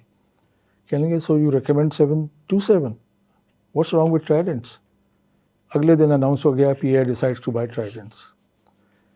वो ट्राइडेंट्स ब्रिटिश जहाज़ था, गले पड़ गया, जान नहीं छूट रही थी। अल्टीमेटली पता नहीं किस वजह से चाइना ने ख़रीद लिया, शायद उनको चाहिए था कॉपी करने के लिए, या वो तो उस ज़माने में सीख रहे थे ना, वो ले गए। आई डाउट कि उन्होंने भी उसको फ्लाई किया हो, लेकिन वो जहाज़ ले गए। 80s में तो चाइना फुल सीख रहा था। बिल्कुल। तो फैसले इस तरह होते थे, लेकिन वो फैसले हाईलाइट नहीं होते थे, ना मीडिया था, ना आप जैसे लोग थे, ना अखबार टीवी चैनल से। जो हो गया अच्छा हो गया। आपने अभी बात की थी कि कोई सैलरीज की बात की थी या उनकी, आपको पता है पीआईए का जो सैलरी स्ट्रक्चर है, पीआईए की total salaries as percentage of revenue कितनी है? आज मैंने कल कंफर्म किया है 6% ओनली। अनबिलीवेबल। यूरोप की एयरलाइंस की 30-35% नहीं, ये होती तो है। किसी भी ऑर्गेनाइजेशन के लिए बहुत कम है। ठीक है, 35% यूरोपियन एयरलाइंस की होती है। ये आप रेवेन्यू की बात कर रहे हैं। 35% ऑफ द रेवेन्यू। हाँ, हमारा 6% ऑफ द रेवेन्यू है, जो कि आजकल डाउन है ना, हालात ख़राब है। उसमें 6% हमारी सैलरीज हैं एम्प्लॉयज़ की, तो बहुत कम है। वहाँ 35 है। उस 35% के बाद वो इंजन ओवरहॉल, लैंडिंग गियर वो भी आउटसोर्स करते हैं, हैंडलिंग एजेंसी आउटसोर्स्ड है, बहुत कुछ आउटसोर्स्ड है। ठीक है, वो इस बेटर इसके अलावा वो भी पैसे देते हैं। मकसद है कि अगर टोटल एक्सपेंस देखा जाए ऑन रनिंग द एयरलाइन जाएगा। ज़्यादा हो जाएगा। ठीक है, हम 6% में रन कर रहे हैं। ठीक है, उस 6% में से 25%, 1.5% जो है वो पायलट्स की सैलरी है। वो कितने? 200 कुछ है इस वक्त। Oh my God, so you telling 15,000 में से या 13,000 में से 200 पायलट, 200-250 होंगे मतलब जो कि 2.5-3 मतलब that is 1% of the overall staff, 1.5%, 1.5% of the total staff in numbers and 25% in salary. आप इसको वेरीफाई करा लीजिए। 19-20 हो सकता है क्योंकि मैं PIA से अब 10 साल हो गए हैं, लेकिन जो मेरी इन्फॉर्मेशन है उसके so मुताबिक they are the elephants in the room. They are.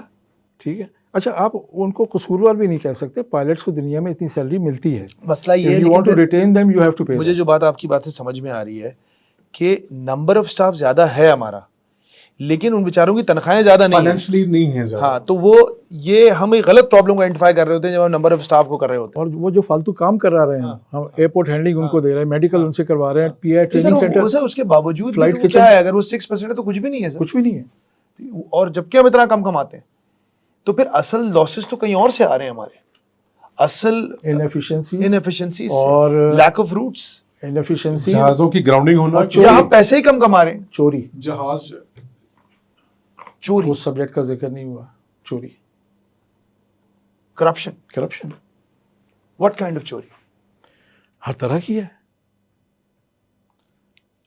एक कंपोनेंट है जहाज पे लगना है, मैंने एक इन्वेस्टिगेशन की कि वो 3 दफ़ा आया है।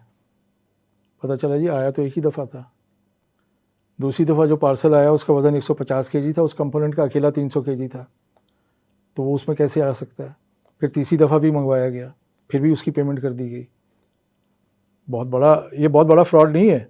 नहीं, लेकिन इसमें तो मैंने एक स्टोरी भी की थी, हमारे एक रिपोर्टर ने बताया था कि वो एक कुछ कीमत होती है, उससे नीचे वाले पे ना अप्लाई नहीं होते कुछ रूल, पेपरा वेपरा का कुछ, तो उसमें गेम होती है। उसने मुझे बताया था कि कोई कितना एक अमाउंट है, उससे कम का जो ये हो रही होती है प्रोक्योरमेंट। वो सेक्शन 42 है पेपरा का, प्रोप्राइटरी परचेज पे, कि अगर आप कहें कि जी हमें ये आइटम सिर्फ इसी से ही लेना है, उसके लिए एक वेवर लेना पड़ता है, परमिशन लेनी पड़ती है, क्योंकि ज़ाहिर है कि दुनिया में जहाज़ बनाने वाली 2 ही कंपनियां हैं, एक एयरबस है और एक बोइंग है। तो ज़्यादा कंपनियां हैं नहीं है, तो इसमें बाज़ अगर वो एक प्रोप्राइटी जो आपको एडवांटेज मिल जाता है कि आपने सिर्फ उसी से ही लेना है, ठीक है, वही ही ओरिजिनल मैन्युफैक्चर है या जो वटेवर उस कंपोनेंट का, तो उसकी जो है उसके लिए उस पर बिडिंग नहीं होती। नहीं, लेकिन ये तो ये जो बात करें तो अलग बात है, ये तो चोरी है ना, ये तो चोरी है ना। उसके बाद आप एडवर्टाइज कर दें कि जी PIA को रूह अफ़ज़ा चाहिए। हाँ, रमज़ान में वर्कर्स को दिया जाता है ठीक है, दूध और रूह अफ़ज़ा, ये वो। पता चला जी कि हमदर्द की फैक्ट्री प्राइस से कम पे हमें ऑफ़र हो रहा है और आ रहा है। ठीक है, अब कैसे खाएंगे उसमें से? कम प्राइस पे वो कैसे दे रहा है? क्वांटिटी लिखी है जी 1 लाख बोतल चाहिए, हमने 70,000 रिसीव की और 1 लाख पे साइन कर दिया। ठीक है, वही मतलब how can they do it? It was being done. और हम हमारी कन्वेंस से, how can it be cheaper than Hamdard? Yes, ठीक है, और हम लेते रहे। बहुत सारी चीज़ें इस तरह से आई हैं। तो वो उसमें जो 30% होता होगा वो शेयर होता होगा। जाहिर है वो अपना खर्चा, वो अपनी कॉस्ट पूरी कर लेता है, बाकी इधर शेयर हो जाता है, दोनों का फ़ायदा है। इससे बड़ी चोरियां हैं। हमने अपने DC-10 बेचे, ठीक है, और 747 खरीदे, ठीक है, कनाडा की CP एयर से। ठीक है, 4 जहाज़ हमारे पास DC-10 थे, उनके पास 4 747 थे। उन्होंने अपने आप को स्टैंडर्डाइज किया और DC-10 हमने कर लिया 747। ठीक है, फेयर डील, मकसद लॉजिकल है। लेकिन वो 4 DC-10 पहले हमें ऑफ़र किए CP एयर ने डायरेक्ट, ठीक है, हमने वो फाइल दबा दी। उसके बाद कुछ महीनों बाद वही पैसे एक एजेंट, वही जहाज़ एक एजेंट ने ऑफ़र किए, हमने उसको फ़ौरन कबूल किया और हमने 4 DC-10 बेच के 4 जंबो ख़रीद लिए थ्रू एन एजेंट। कमीशन दिया उसको। सर्टेनली। अब मैं आपको मज़े की बात बताऊं, I was there in all the exchanges. Amsterdam से हम जहाज़ एक्सचेंज करते थे, कनाडा से एम्स्टर्डम आता था उनका जहाज़, यहाँ से एम्स्टर्डम पहुँचता था, वहाँ एक कॉन्फ्रेंस रूम में बैठते थे और वहाँ पे सारे मसाइल तय होते थे। एक मैंने नावल पढ़ा था, मुझे उसके राइटर का नाम याद नहीं है, कि एक शिप के ऊपर 2 चेस चैम्पियंस ट्रैवल कर रहे थे। तो एक बंदा जो था उसने बैटिंग शुरू कर दी उन दोनों को, ठीक है। उसने कहा जी ये खातून जो है वो इन दोनों से खेलेंगी। तो एक कमरे में एक चैम्पियन बैठ गया, दूसरे में दूसरा बैठ गया। खातून गई, उससे कहा कि तुम्हारी मूव, उसने जो चाल चली, उसने आके वो दूसरे की कमरे में अपनी चाल के तौर पे चल क्या बात। उसके जवाब में जो चाल चली उसने वहाँ जाके चल दी। Actually both of them were playing, हाँ, but they were playing through the girl. ठीक है। और वो खातून जो है वो दिखा ये रही थी कि मैं खेल रही हूँ। ठीक है। ये गेम भी ऐसी ही थी। वाह। हमारा एग्रीमेंट्स व डुप्लीकेट एग्रीमेंट्स। वाह। हमने एग्रीमेंट किया कि जी हम जहाज़ लेंगे, हमें इस कंडीशन में चाहिए, ये चीज़ें होनी चाहिए, हम इसके ये पैसे देंगे, तय हो गया। दूसरी तरफ से भी ऐसा ही एग्रीमेंट हुआ। इस स्वैप में $15 मिलियन गायब हो गए। एक जहाज पे या चारों जहाज? और ये किस ज़माने की बात है? ये ज़िया-उल हक का ज़माना था। $15 मिलियन बीच में वो एजेंट, की बात हाँ, ये $15 मिलियन ऊपर पे किया आपने, बिल्कुल। या आपने देखा है? Any other such stories? 777s हमने 2002 में लिए। ठीक है। एक प्राइस थी, एक एग्रीमेंट था, जो भी था पेमेंट हो गई। 2011 में हमने बोइंग से दोबारा नेगोशिएट किया कि हम और जहाज़ लेना चाहते हैं। अच्छा। 5 जहाज़ों की अंडरस्टैंडिंग हुई, एग्रीमेंट हुआ, ओरिजिनल एग्रीमेंट के मुताबिक हुआ। हमने एग्रीमेंट में कोई क्लॉज चेंज नहीं की, जो 2002 में हुआ जो 2002 में हुआ था। 2002 में उसमें लिखा गया था कि ये आज की प्राइस है और by the day it is delivered this price will increase by such and such factor, जो कि अमेरिका का इंडस्ट्रियल कॉस्ट फैक्टर है, जो भी है, मैं उसका नाम भूल रहा हूँ। तो अगर वो जहाज़ हमें 2003 में आया तो थोड़ा सा महंगा आया, 2004 में आया तो कुछ और महंगा आया, तो 2-3 साल में आए थे। अब उस एग्रीमेंट के मुताबिक 2011 में उसकी क्या प्राइस होनी चाहिए थी, 10 साल बाद या 9 साल बाद। हमने रीनेगोशिएट करके पर एयरक्राफ्ट $15 या $16 मिलियन कम पे एग्रीमेंट किया। डॉलर टर्म्स में और कम कर लिया आपने पर एयरक्राफ्ट। और 5 एयरक्राफ्ट की बात हो रही है। $75 मिलियन हमने प्राइस कम कर दी, एग्रीमेंट हो गया। मे बी बिकॉज आपने वो इंटरनेशनल क्रंच का फायदा उठाया, क्योंकि उस जमाने में इकोनॉमिक क्रंच थी, तो आपने you got a good deal. आप वजूहात और भी सोच सकते हैं। तो जब एग्रीमेंट कर लिया, मैं रिटायर हो गया, तो FIA ने बुला लिया कि जी PI के पास पैसे नहीं थे, आपने ये एग्रीमेंट कैसे कर लिया। हमने $1 मिलियन डाउन पेमेंट की थी। हमने कहा जी पैसे तो कभी भी नहीं होते, कारोबार तो वो होता है जो आप दूसरों के पैसे से करते हैं। Cash flow. वो दूसरों बिल्कुल, सारा कारोबार कैश फ्लो है। हाँ, तो कैश तो किसी की जेब में नहीं होता। ये एग्रीमेंट किया गया था और उसके पीछे एक लॉजिक थी कि हम अपने जहाज़ों को ओन कर लेंगे इस साल में, जो पिछले हमारे 6 या 8 जहाज़ थे, और जिस वक्त उसको हम ओन कर लेंगे उसको प्लेज करके हम इसकी डाउन पेमेंट कर देंगे और फिर इसकी किस्तें शुरू हो जाएंगी। तो इट वाज प्रॉपर्ली प्लान्ड। बहरहाल इन्वेस्टिगेशन भुगतनी पड़ी। फिर उन्होंने कहा कि जी आपने इस प्राइस पे किया, तो मैंने उनको बताया, मैंने कहा जी हमने इस प्राइस पे किया। हमें नैब ने भी बुलाया, अखबारों में आया जी PI ने बहुत महंगा सौदा कर लिया। तो मैं गया वहाँ पे PI की तरफ से, फसी साहब, क्या नाम था, एडमिरल फसीउद्दीन, वो होते थे उस वक्त नैब के चीफ। उनको हमने बताया जी अखबारों में जो कोट हो रहा है ये बुक वैल्यू है, $300 मिलियन। हमने तो पता नहीं 130 मिलियन में किया या जो भी प्राइस थी ये, तो उन्होंने कहा दैट्स अ गुड प्राइस। फिर उनको जब बताया कि जी पहले भी यही ख़रीदे गए थे इस प्राइस पे, तो FIA वाले कहते हैं जी उस वक्त महंगे क्यों लिए थे। मैंने कहा ये आप मुझसे ना पूछें, जो उस वक्त थे आप उनसे पूछें कि उस वक्त महंगे क्यों लिए गए थे। वो इन्वेस्टिगेट नहीं हुआ, लेकिन ये हो रहा था कि सस्ते क्यों ले लिए। ठीक है, वो आज तक लिए नहीं। अच्छा, उसके बाद कहने लगे जी आपका $1 मिलियन फंस गया है। मैंने कहा जी फंसा नहीं है। हमारे जो MD थे उन्होंने एक लेटर लिखा था, वो रिकॉर्ड पे था, मैंने कहा ये फाइल लाएं। उसमें उन्होंने लिखा हुआ है कि अगर PIA ये जहाज़ नहीं ख़रीदना चाहती, क्योंकि बाद में थोड़ी रौला पड़ गया था, आप मुझे ऑथराइज़ कर दें, मैं आपको $1 मिलियन दिलवा देता हूँ, मैं जहाज़ किसी और को बेच दूंगा। किसने कहा ये? हमारे एमडी ने, कौन थे कैप्टन उस वक्त? यूसुफजई। अच्छा, उन्होंने बात भी कर ली किसी से और ये लेटर ऑन रिकॉर्ड है। ठीक है। अब पीआई मैनेजमेंट ने जवाब क्या दिया कि जी हमने बोइंग को लिखा था, बोइंग ने कहा कि we have nothing to do with captain Yousafzai, हमारा डील तो पीआई से है। मैंने कहा जाहिर है उनकी डील तो पीआई से थी, बिल्कुल ठीक है। ये तो एक रास्ता निकाला जाता, आप उनको ऑथराइज कर जाते, एग्रीमेंट आप ही का होता, वो उसमें भी कमा जाते, क्योंकि उस वक्त तक जहाज़ और महंगे थे और हमने बड़ा अच्छा सौदा किया हुआ था। उस पर हमारी जान छूटी कि जी वो भी कोई गलती नहीं हुई है, आप अलाउ कर देते, $1 मिलियन भी आ जाता था। और बोइंग ने वो 1 मिलियन भी रखा नहीं होगा, उन्होंने कहीं एडजस्ट कर दिया होगा, बड़ी कंपनी है वो, उनके लिए कोई पीनट्स भी नहीं है। पीनट्स। इसमें मुझे जहाज़ों से मुझे वो याद आ गया, वो जो जर्मन एमडी जहाज़ ले गया, ये क्या स्टोरी है?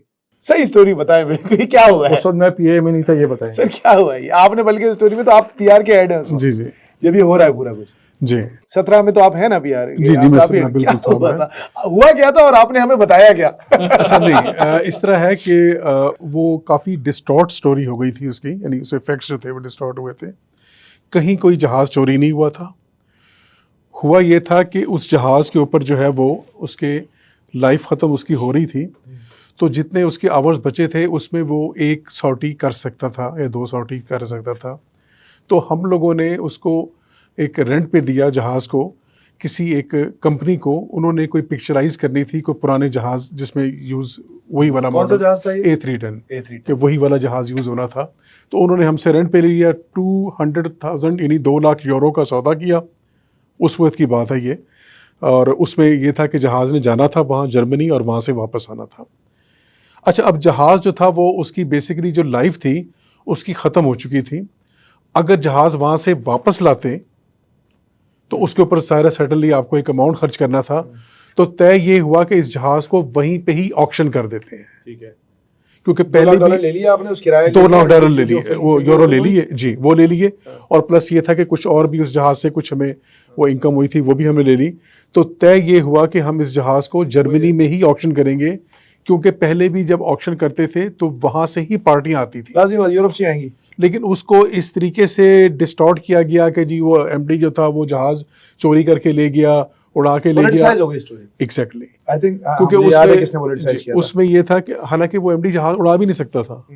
He was not a pilot, he was not a pilot. So basically, और फिर हम लोगों ने जो बेवकूफ़ियाँ की, तो एमडी का कोई ताल्लुक था उस पूरे सीन से कि नहीं? एमडी का ताल्लुक सिर्फ इतना था कि चूंकि as he was from Germany, Germany में वो फिल्म लंदन में पिक्चराइज हुई थी और जर्मनी का एक म्यूजियम था जो कि इंटरेस्टेड था उस जहाज़ को एज इट इज़ लेने में। तो उसने वो डील कराई। तो उन्होंने वो डील कराई किसी और के थ्रू, ठीक है। लेकिन उसमें अल्टीमेटली जो था वो पीआईए वाज नॉट इन, कोई आदमी जहाज लेके क्या करेगा? और वो जहाज़ वहाँ पड़ा हुआ है। देखिए बात वही है, may be it was done with good intentions but procedures were not followed. Procedures were not followed. Procedures were not followed. जहाज़ गया, फिल्मिंग हुई, जहाँ भी शूटिंग होनी थी वो उन्होंने की, उसके बाद उसको फ्लाई करके जर्मनी उसके पैसे हमें अलग मिले थे उसके। अच्छा, जर्मनी ले जाया गया। जर्मनी, क्योंकि वो जर्मन थे और वो उनका होम टाउन था जहाँ वो म्यूज़ियम है, तो लोगों ने यही एज्यूम किया कि ये इन्होंने अपने म्यूज़ियम को फेवर किया है। हकीकत क्या थी मुझे नहीं पता। अगर वो नीलाम भी करना था तो उसका, क्योंकि हम सरकारी इदारा हैं तो उसका एक तरीका है कि प्रोसीजर है, ट्रांसपेरेंट, वो ट्रांसपेरेंसी नहीं आई। हो सकता है कि इस सौदे में उन्होंने कुछ ज़्यादा ही दिला दिया हो, मैं नहीं कह सकता कि कम लेकिन दिला, प्रोसीजर फॉलो नहीं। प्रोसीजर फॉलो नहीं हुआ। सर, और you telling me that you must have dealt with the top. Sir आप तो स्पेशली, आपने तो ये उनका इंटरेस्ट नहीं होता इन चीजों को ठीक करने में, लीकेजेस को देखने में, या दे आर ओवरवेल्म्ड? इंटरेस्ट क्यों हो जी, जब उनका फ़ायदा है। फरहान साहब ये ना, अगर आपका रेवेन्यू हो रहा है, प्रॉफिट हो रहा है, तो ये चीज़ें भी चल जाती हैं। नहीं हो रहा ना। एग्जैक्टली, जिस तरह एक ज़माने में पीटीसीएल था, जो टेलीफोन ऑपरेटर थे वो पैसे पकड़ते थे, हर चीज़ थी, लाइन खोलने के ठीक है पैसे ना? मिलते थे जी। लेकिन चूंकि प्रॉफिट में थी तो नो बडी बॉदर्ड। अब मसला ये है कि आदतें पुरानी हैं लेकिन सूरत हाल चेंज हो गई है, तो इसलिए आप सल्तनत लुट चुकी है। हाँ, Exactly. नहीं, उस वक्त अमीर थे ना, तो ये चोरी हमें फील नहीं चल होती जाती थी। थी। पीआई में MLR 52 लगा ज़ियाउल हक के ज़माने में, स्पेशल रेगुलेशन था। जो गोश्त आता था फ्लाइट किचन में, पता चला जी एक ट्रक खड़ा है फालतू, इस्तेमाल नहीं हो रहा। वो मैं ऐसे एग्जांपल दे रहा हूँ कि अगर ऑर्डर 3 ट्रक का था, ज़रूरत 2 की थी, और रोज़ाना 2 ट्रक रिसीव करते थे, वो इस्तेमाल हो रहा था, उस दिन 3 आ गए, क्योंकि अब MLR 52 लगा हुआ है, अब उसको कहाँ ले जाएं, वो ट्रक में रखा हुआ है। बहुत चोरियां हुई और अभी तक भी जारी होंगी। मैं तो अपना वो बता रहा हूँ जो मैंने देखी है या सुनी है, अभी तक भी चोरी जारी हुआ है जो पकड़ी जाए, मतलब हाँ। सीधी-सी बात है। देखिए मैं बड़ा ना आप लोगों की गुफ्तगू सुन के, because I need to wrap this up, आप लोगों की गुफ्तगू सुन के उम्मीद जगाना बड़ा मुश्किल है। सच बता रहा हूँ, मैं बिल्कुल एक आउटसाइडर में बता रहा हूँ कि जितनी बातें आपने बताई हैं इससे तो लग रहा है कि शायद, मैं बड़ा फ्रैंकली कह रहा हूँ कि बेहतर यही है कि इसको किसी को, हाँ, मैं एक बात कह रहा हूँ, ये डिफर करते हैं। क्योंकि तो एक नाउमीदी सी आई है कि यार हर शाख पे उल्लू बैठा है। मतलब गोश्त और रूह अफ़ज़ा से लेकर जो जहाज उड़ा रहा है और जो जहाज का ऑर्डर दे रहा है, कोई किसी कानून को, किसी तरीके को, प्रोसेस को फॉलो नहीं करता। हर जगह एक विम्सिकल सेल्फ सर्विंग, चाहे वो उनका ईगो का सेल्फ सर्विंग हो या फाइनेंशियल सेल्फ सर्विंग हो या किसी मुल्क में रिहाइश के लिए सेल्फ सर्विंग हो, उसको सर्व करें। तो एक बड़ा ऑब्वियस है कि एक नाउमीदी सी हुई है, लेकिन मैं नाउमीद नहीं हूं, क्योंकि मुझे लगता है कि डायग्नोसिस ऑफ द, मेरा नहीं ख्याल है, मैं 20 साल जज्ब कर रहा हूं कि इस तहकीक के साथ, इस तफसील के साथ हमारे मेन स्ट्रीम मीडिया पे कभी अखबारों में छपी होंगी, रिटन में हुआ होगा, वीडियो फॉर्म में जो आप दोनों साहिबान ने बातें आज की हैं, मुझे नहीं लगता कि ये कभी लोगों ने सुनी होंगी। मेरे लिए ये शॉकिंग है। अभी तो और बहुत कुछ, लेकिन इसमें हैरान हूं, मैं नाउमीदी के हक, लेकिन मतलब पुरुमीद हूं, क्योंकि मुझे ये लगता है कि सही डायग्नोसिस होना जी आधा सोल्यूशन है। जी, इस बारे में हमारे यहाँ तो बात ही नहीं होती ना कि एलिफेंट इन द रूम क्या है। आप दोनों की, आपने हिम्मत की है कि आज अपने उस इदारे की चीजों को आपने खोल के सामने रखा है, और आई एम श्योर कि सर डायग्नोसिस हो गया है, हम चाहते हैं कि इससे आगे काम चले। सर मैं पता है मुझे, मैं आपको बताऊं हुआ क्या। आपको पता है कौन सबसे बड़ा नाम है कराची में PIA के और एविएशन के, जर्नलिज्म का? सारे 2-3 नाम आपको पता है, मशहूद भाई को पता है, मैं नाम नहीं लूंगा, अच्छा नहीं लगता मुझे। जब ये मैं करना चाहता ना पॉडकास्ट, तो मुझे लगा उनको बुला लो, मैंने कहा खुदा का नाम लो यार, मैंने कहा यार मैंने कहा दोज गाइज नेवर रिपोर्ट, मैंने कहा घोड़ा घास से दोस्ती करके बैठ जाता है।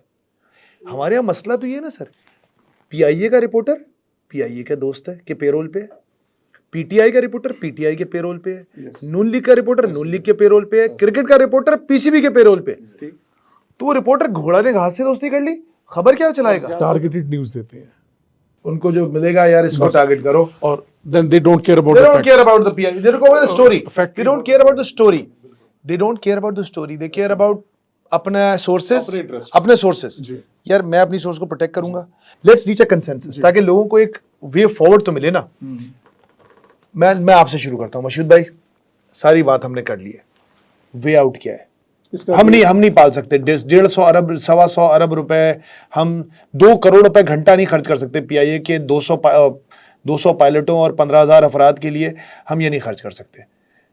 फरहान साहब, इसमें यह है कि अगर तो हम प्राइवेटाइजेशन की तरफ जाते हैं, इत्तेफाक से मेरी बड़ी खुशकिस्मती है कि मैंने इस कंट्री के 2 टॉप लीडिंग बिजनेसमैन के साथ काम किया है जो PIA में एज ए चेयरमैन आए थे, आजम सहगल साहब, अल्लाह ताला उनकी मग़फ़िरत करे, और नासिर जाफ़र साहब, ठीक है, आपके पड़ोस में ही उनकी जी बिल्कुल बहुत बड़ी बिल्डिंग है। जी बिल्कुल।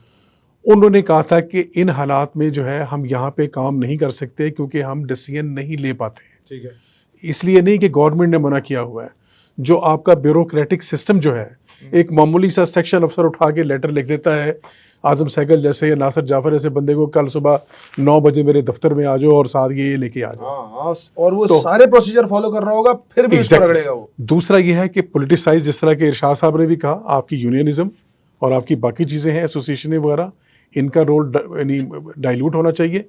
They should not be making decisions. Government इसमें इन्वेस्ट करे सर, 1-2 साल इसको दिए जाएं, अच्छी कंडीशन में जाके फिर आपने प्राइवेटाइज करना है, नहीं करना है। तो सर ये तो इस मुल्क में मुश्किल है ना। तो सर ना कोई डिक्टेटर साहब, ना कोई वज़ीर आज़म साहब, कोई हिस्ट्री में हमें कोई बंदा नजर तो नहीं आ रहा जो ये कर सकता है। आगे आप किसको समझते हैं कर लेगा? मेरे ख्याल में जो एम्प्लॉइज अपने हैं PIA के, आप उनको बिल्कुल इसमें मौका देना चाहिए। वो क्यों करेंगे, वो तो बेनिफिशियरी है। नहीं, उसका उनको मौका इसलिए दें कि वो ये ना कह सकें कि जी हम ये कर लेते हैं। उनको कहें जी आप एक टीम बना दें, मैनेजमेंट के साथ बैठ जाएं, ये एक बड़ी कमेटी बन जाती है। अगला 1 साल आप बताएं कैसे चलाना है। अगर आप कामयाब हो जाते हैं तो ये एयरलाइन चलती रहेगी, अगर आप कामयाब नहीं होते तो इसको हम बेच देंगे। ये हम क्यों करें? इसलिए कि अगर ये ना किया तो वही होगा कि एयरपोर्ट के बाहर 2000 आदमी धरना दे के बैठे होंगे, फ़्लाइट्स रुक जाएंगी, जहाज़ को खड़ा कर दिया जाएगा, कोई उसमें ख़राबी पैदा कर दी जाएगी और ये सारी स्कीम धरी की धरी रह जाएगी। पाकिस्तान का नाम बदनाम होगा। आपने अगर PIA करना का है वो होगा। तो you have to find a way out जिसमें लोगों को अकोमोडेट लेकिन करें। ये 1 साल के बाद अगर नहीं हुआ और फिर हम ये करने बैठे फिर ये होगा। आज तय कर लेना कि अगर साल में नहीं हुआ तो हमने करना है। सर वो फिर भी लेकिन सर उसको किसी अच्छी कंडीशन में आप प्राइवेटाइज करेंगे ना। So basically both of you gentleman are saying कि आपको पता है कि प्राइवेटाइजेशन ही हल है, लेकिन अच्छी कंडीशन में होनी चाहिए। आप कहते हैं अच्छी कंडीशन में चाहिए, आप कहते हैं यार मुझे पता है प्राइवेटाइजेशन हल है लेकिन इनको इत्माम हुज्जत करो, रेजिस्टेंस खत्म करने इत्माम के लिए हुज्जत करो, इनको एक दफा मौका दे। Exactly that is what you say. और किसी मोतबर पार्टी को, जिस तरह मैंने पहले आपसे अर्ज किया है, जिस तरह आप अक्सर लोग हवाला देते हैं इंडिया का और उसका, वहाँ पे आप देखें कि और उन्होंने आते साथ देखें कर क्या रहे हैं वो। उन्होंने आते साथ ही 400 नए जहाज़ों का ऑर्डर दिया है। ठीक है जी। हमारे यहाँ के इलेक्ट्रिक ने भी यही यकीन दहानी कराई थी और फिर बाद में पता चला कि वो कॉपर की तारें वो निकाल के और दूसरी डाल दी और फिर आगे कहा। सर लेकिन to be honest with you, मैं के इलेक्ट्रिक के बारे में बहुत सुनता हूँ और पॉलिटिसाइज मसला है sir. Sir I was in my tin years in 90s, मैं कराची में रहा हूँ पूरी ज़िंदगी। सर कराची में बिजली का निज़ाम और रेगुलरिटी बेहतर हुई है सर प्राइवेटाइजेशन के बाद। सर्विस बेहतर हुई है, सर्विस बेहतर हुई है, सर्विस बेहतर हुई है, कंटिन्यूटी जो बिल देता है उसके लिए बेहतर हुई है भाई। At what cost? सर वो कॉस्ट तो पूरे पाकिस्तान में बिजली की महंगी है। कॉस्ट टू द कंट्री, हाँ at what cost to the consumer? देखिए वो तो पूरी पाकिस्तान में महंगी हो रही है ना। देखिए लेकिन मैं to be honest with you, जितना, क्योंकि मैंने वो आरिफ नकवी के बारे में किताब छपी द की मैन, तो अबराज ने जो पूरा किया वो मैंने पूरा पढ़ा और उन्होंने किस तरीके से, वो भी एक बिजनेसमैन को, इन्हीं को ताबिश गौहर को लाके बिठाया था, किसको लाके बिठाया था, जो मुजाहिरे हुए। के इलेक्ट्रिक वेंट थ्रू एवरीथिंग, के इलेक्ट्रिक वेंट थ्रू एवरीथिंग। जो स्टेप्स, देखिए हर वो काम के इलेक्ट्रिक को करना पड़ा जो पीआईए ने नहीं किया, लेकिन वो किया किसी प्राइवेट पार्टी ने। जब वो एक प्राइवेट पार्टी आ गई और वो आके बैठ गई, क्योंकि वो ब्लैकमेल नहीं हुई, उसने अपनी आर्म ट्विस्टिंग नहीं करवाने दी, उसने दे वेंट फॉर इट और करवा लिया। सर यही फर्क होता है आपका। सर आप पीआईए तो फिर भी चल रही है सर। सर स्टील मिल 8, 10, 12 साल से बंद है सर। बंद स्टील मिल को आप 20 अरब रुपए साल के देते हैं। Can you? It is nonsense. There is no political will in the country. उसमें भी एक लॉजिक है। अगर मैं तो ज्यादा होगा नुकसान। सिर्फ नहीं, हाँ मैं फिगर्स की बात कर रहा हूँ। अगर आप कहते हैं जी कि 112 बिलियन बताया आपने जी, सैलरी कितनी है एम्प्लॉइज़ की? कुछ भी नहीं है। वही डिले हो रही है। नहीं चले आप एयरलाइन बंद कर दें और सैलरीज अगले 12 साल के लिए, 20 साल के लिए जेब से देते रहें, आहिस्ता आहिस्ता लोग रिटायर हो जाएंगे, अल्टीमेटली ज़ीरो एम्प्लॉय हो जाएगा, फारिग हो जाएंगे। लेकिन इस दौरान में आप हर साल 80 बिलियन रुपए बचा रहे होंगे। बिल्कुल ठीक है ना। ये आपने बिल्कुल, आप you are not an economist, लेकिन मेरे बहुत सारे जो स्टार्टअप के दोस्त हैं और इकोनॉमिस्ट हैं वो तो ये तक कहते हैं कि यार 1 रुपए में प्राइवेटाइज कर दो। मतलब किसी को 1 रुपए में भेज, $1 में भेज दो। बोले यार आप मुझे $1 तो ले लो ही, क्योंकि लाइबिलिटी आप ले लो भाई। ये जो मेरे 125 अरब अगर कोई लाइबिलिटी लेता है तो 125 अरब रुपए लायबिलिटी रनिंग लॉसेस की लेगा, रनिंग लॉसेस की लेगा, पुरानी नहीं लेगा सेगमेंट लेगा। बट फाइनल वर्ड्स मशहूद भाई, चांसेस क्या है रियलिस्टिकली? आपने जी इस प्रोग्राम का आगाज़ किया था, first of all thank you very much, और वो अल्लामा इकबाल के शेर से था। मैं भी अल्लामा इकबाल के शेर पे ख़त्म करूँगा। क्या बात कि नहीं है नाउमीद इकबाल अपनी कश्ते वीरा से, ज़रा नम हो तो ये मिट्टी ज़रखेज़ साकी। अगर आप कुछ स्टेप्स लेंगे, कुछ इम्प्लीमेंटेशन करेंगे, फैसले करेंगे, तो एयरलाइन इंशाल्लाह खड़ी हो सकती है, क्योंकि इसके लिए और भी मशहूद भाई इकबाल रहमतुल्लाह अलैह ना हमारे दिल का टुकड़ा है, हमारी जान है। लेकिन बस ये एक ही शेर है जिससे मुझे थोड़ा सा इख्तलाफ रहता है उनके। पता नहीं कितना और नम होगी। इरशाद भाई योर फाइनल कमेंट्स। मैं ये कहता हूँ जी कि डिसीजन लें और फौरी तौर पे लें। बातें बहुत होती हैं, गुफ्तगू बहुत होती है, कमेटियाँ बहुत बनती हैं, एंड रिज़ल्ट ज़ीरो होता है। फैसला करें जी कि हमने 15 दिन में ये करना है, 1 महीने में ये करना है। जो चेंजेस लानी है सबको कॉन्फ्रेंस रूम में बंद करें, दरवाजे के नीचे से उनको खाना पहुँचे कि जब आप एक रिपोर्ट बना लेंगे हफ्ते में तब आप बाहर निकलेंगे, और उस रिपोर्ट को सील करें, उस पर अमल करना शुरू कर दें। उसमें कोई अच्छे फैसले होंगे, कुछ गलत होंगे, लेकिन फैसले तो होंगे। अगर हम सोचते रहे अभी तो कुछ नहीं स्टेटस को होगा। चल रहा है। जी, ग्रेट, आई अंडरस्टैंड। मतलब ये तो आप वही कह रहे हैं कि even a bad decision is better than no decision. Exactly. ये बड़ी मशहूर सेइंग है। अब मैं इस पूरी गुफ्तगू को, ये मेरे लिए बहुत ही बड़ा आई ओपनर भी था, डिप्रेसिंग भी था, और लेकिन कहते हैं ना आगाही अजाब है, तो आज की पॉडकास्ट कुछ उसी तरह का अजाब भी थी। लेकिन at the end of the day मैं कल तक ये समझ रहा था, जो मेरे जहन में एक बात थी कि PIA शायद वो एक वाहिद इदारा था हमारे मुल्क का जो मुख्तलिफ था, जिसकी कोई तारीख़ थी, जिसका बड़ा एक रोशन माजी था, तो जिसको सोच के एक लगता था कि यार हाँ probably we can do it. लेकिन आज जो एक बहुत एक सोबरिंग ट्रूथ पता चला है, वो ये पता चला है कि हमारा कोई बहुत ही बड़ा कोई ग्लोरीफाइड माजी नहीं था, और चूँकि और कोई कंपटीशन ही नहीं था तो हम रेस में अकेले दौड़ रहे थे, इसलिए हम नंबर 1 आ रहे थे। तो पीछे देखने का कोई ख़ास हमारे पास इंसेंटिव नहीं है। बात बिल्कुल ठीक की मशहूद भाई ने कि आगे देखना चाहिए, और आगे अगर हमने पॉलिटिकली बहुत लफ्ज़ इस्तेमाल होता है कि सख्त फ़ैसले, लेकिन इस बार वाकई में सख्त फ़ैसले करने पड़ेंगे। बिजली की कीमतें बढ़ाना, पेट्रोल की कीमतें बढ़ाना सख्त फ़ैसले नहीं होते। सख्त फ़ैसले वो होते हैं जो करने में आपको खुद तकलीफ़ होती है। Thank you very much for watching. अस्सलाम वालेकुम।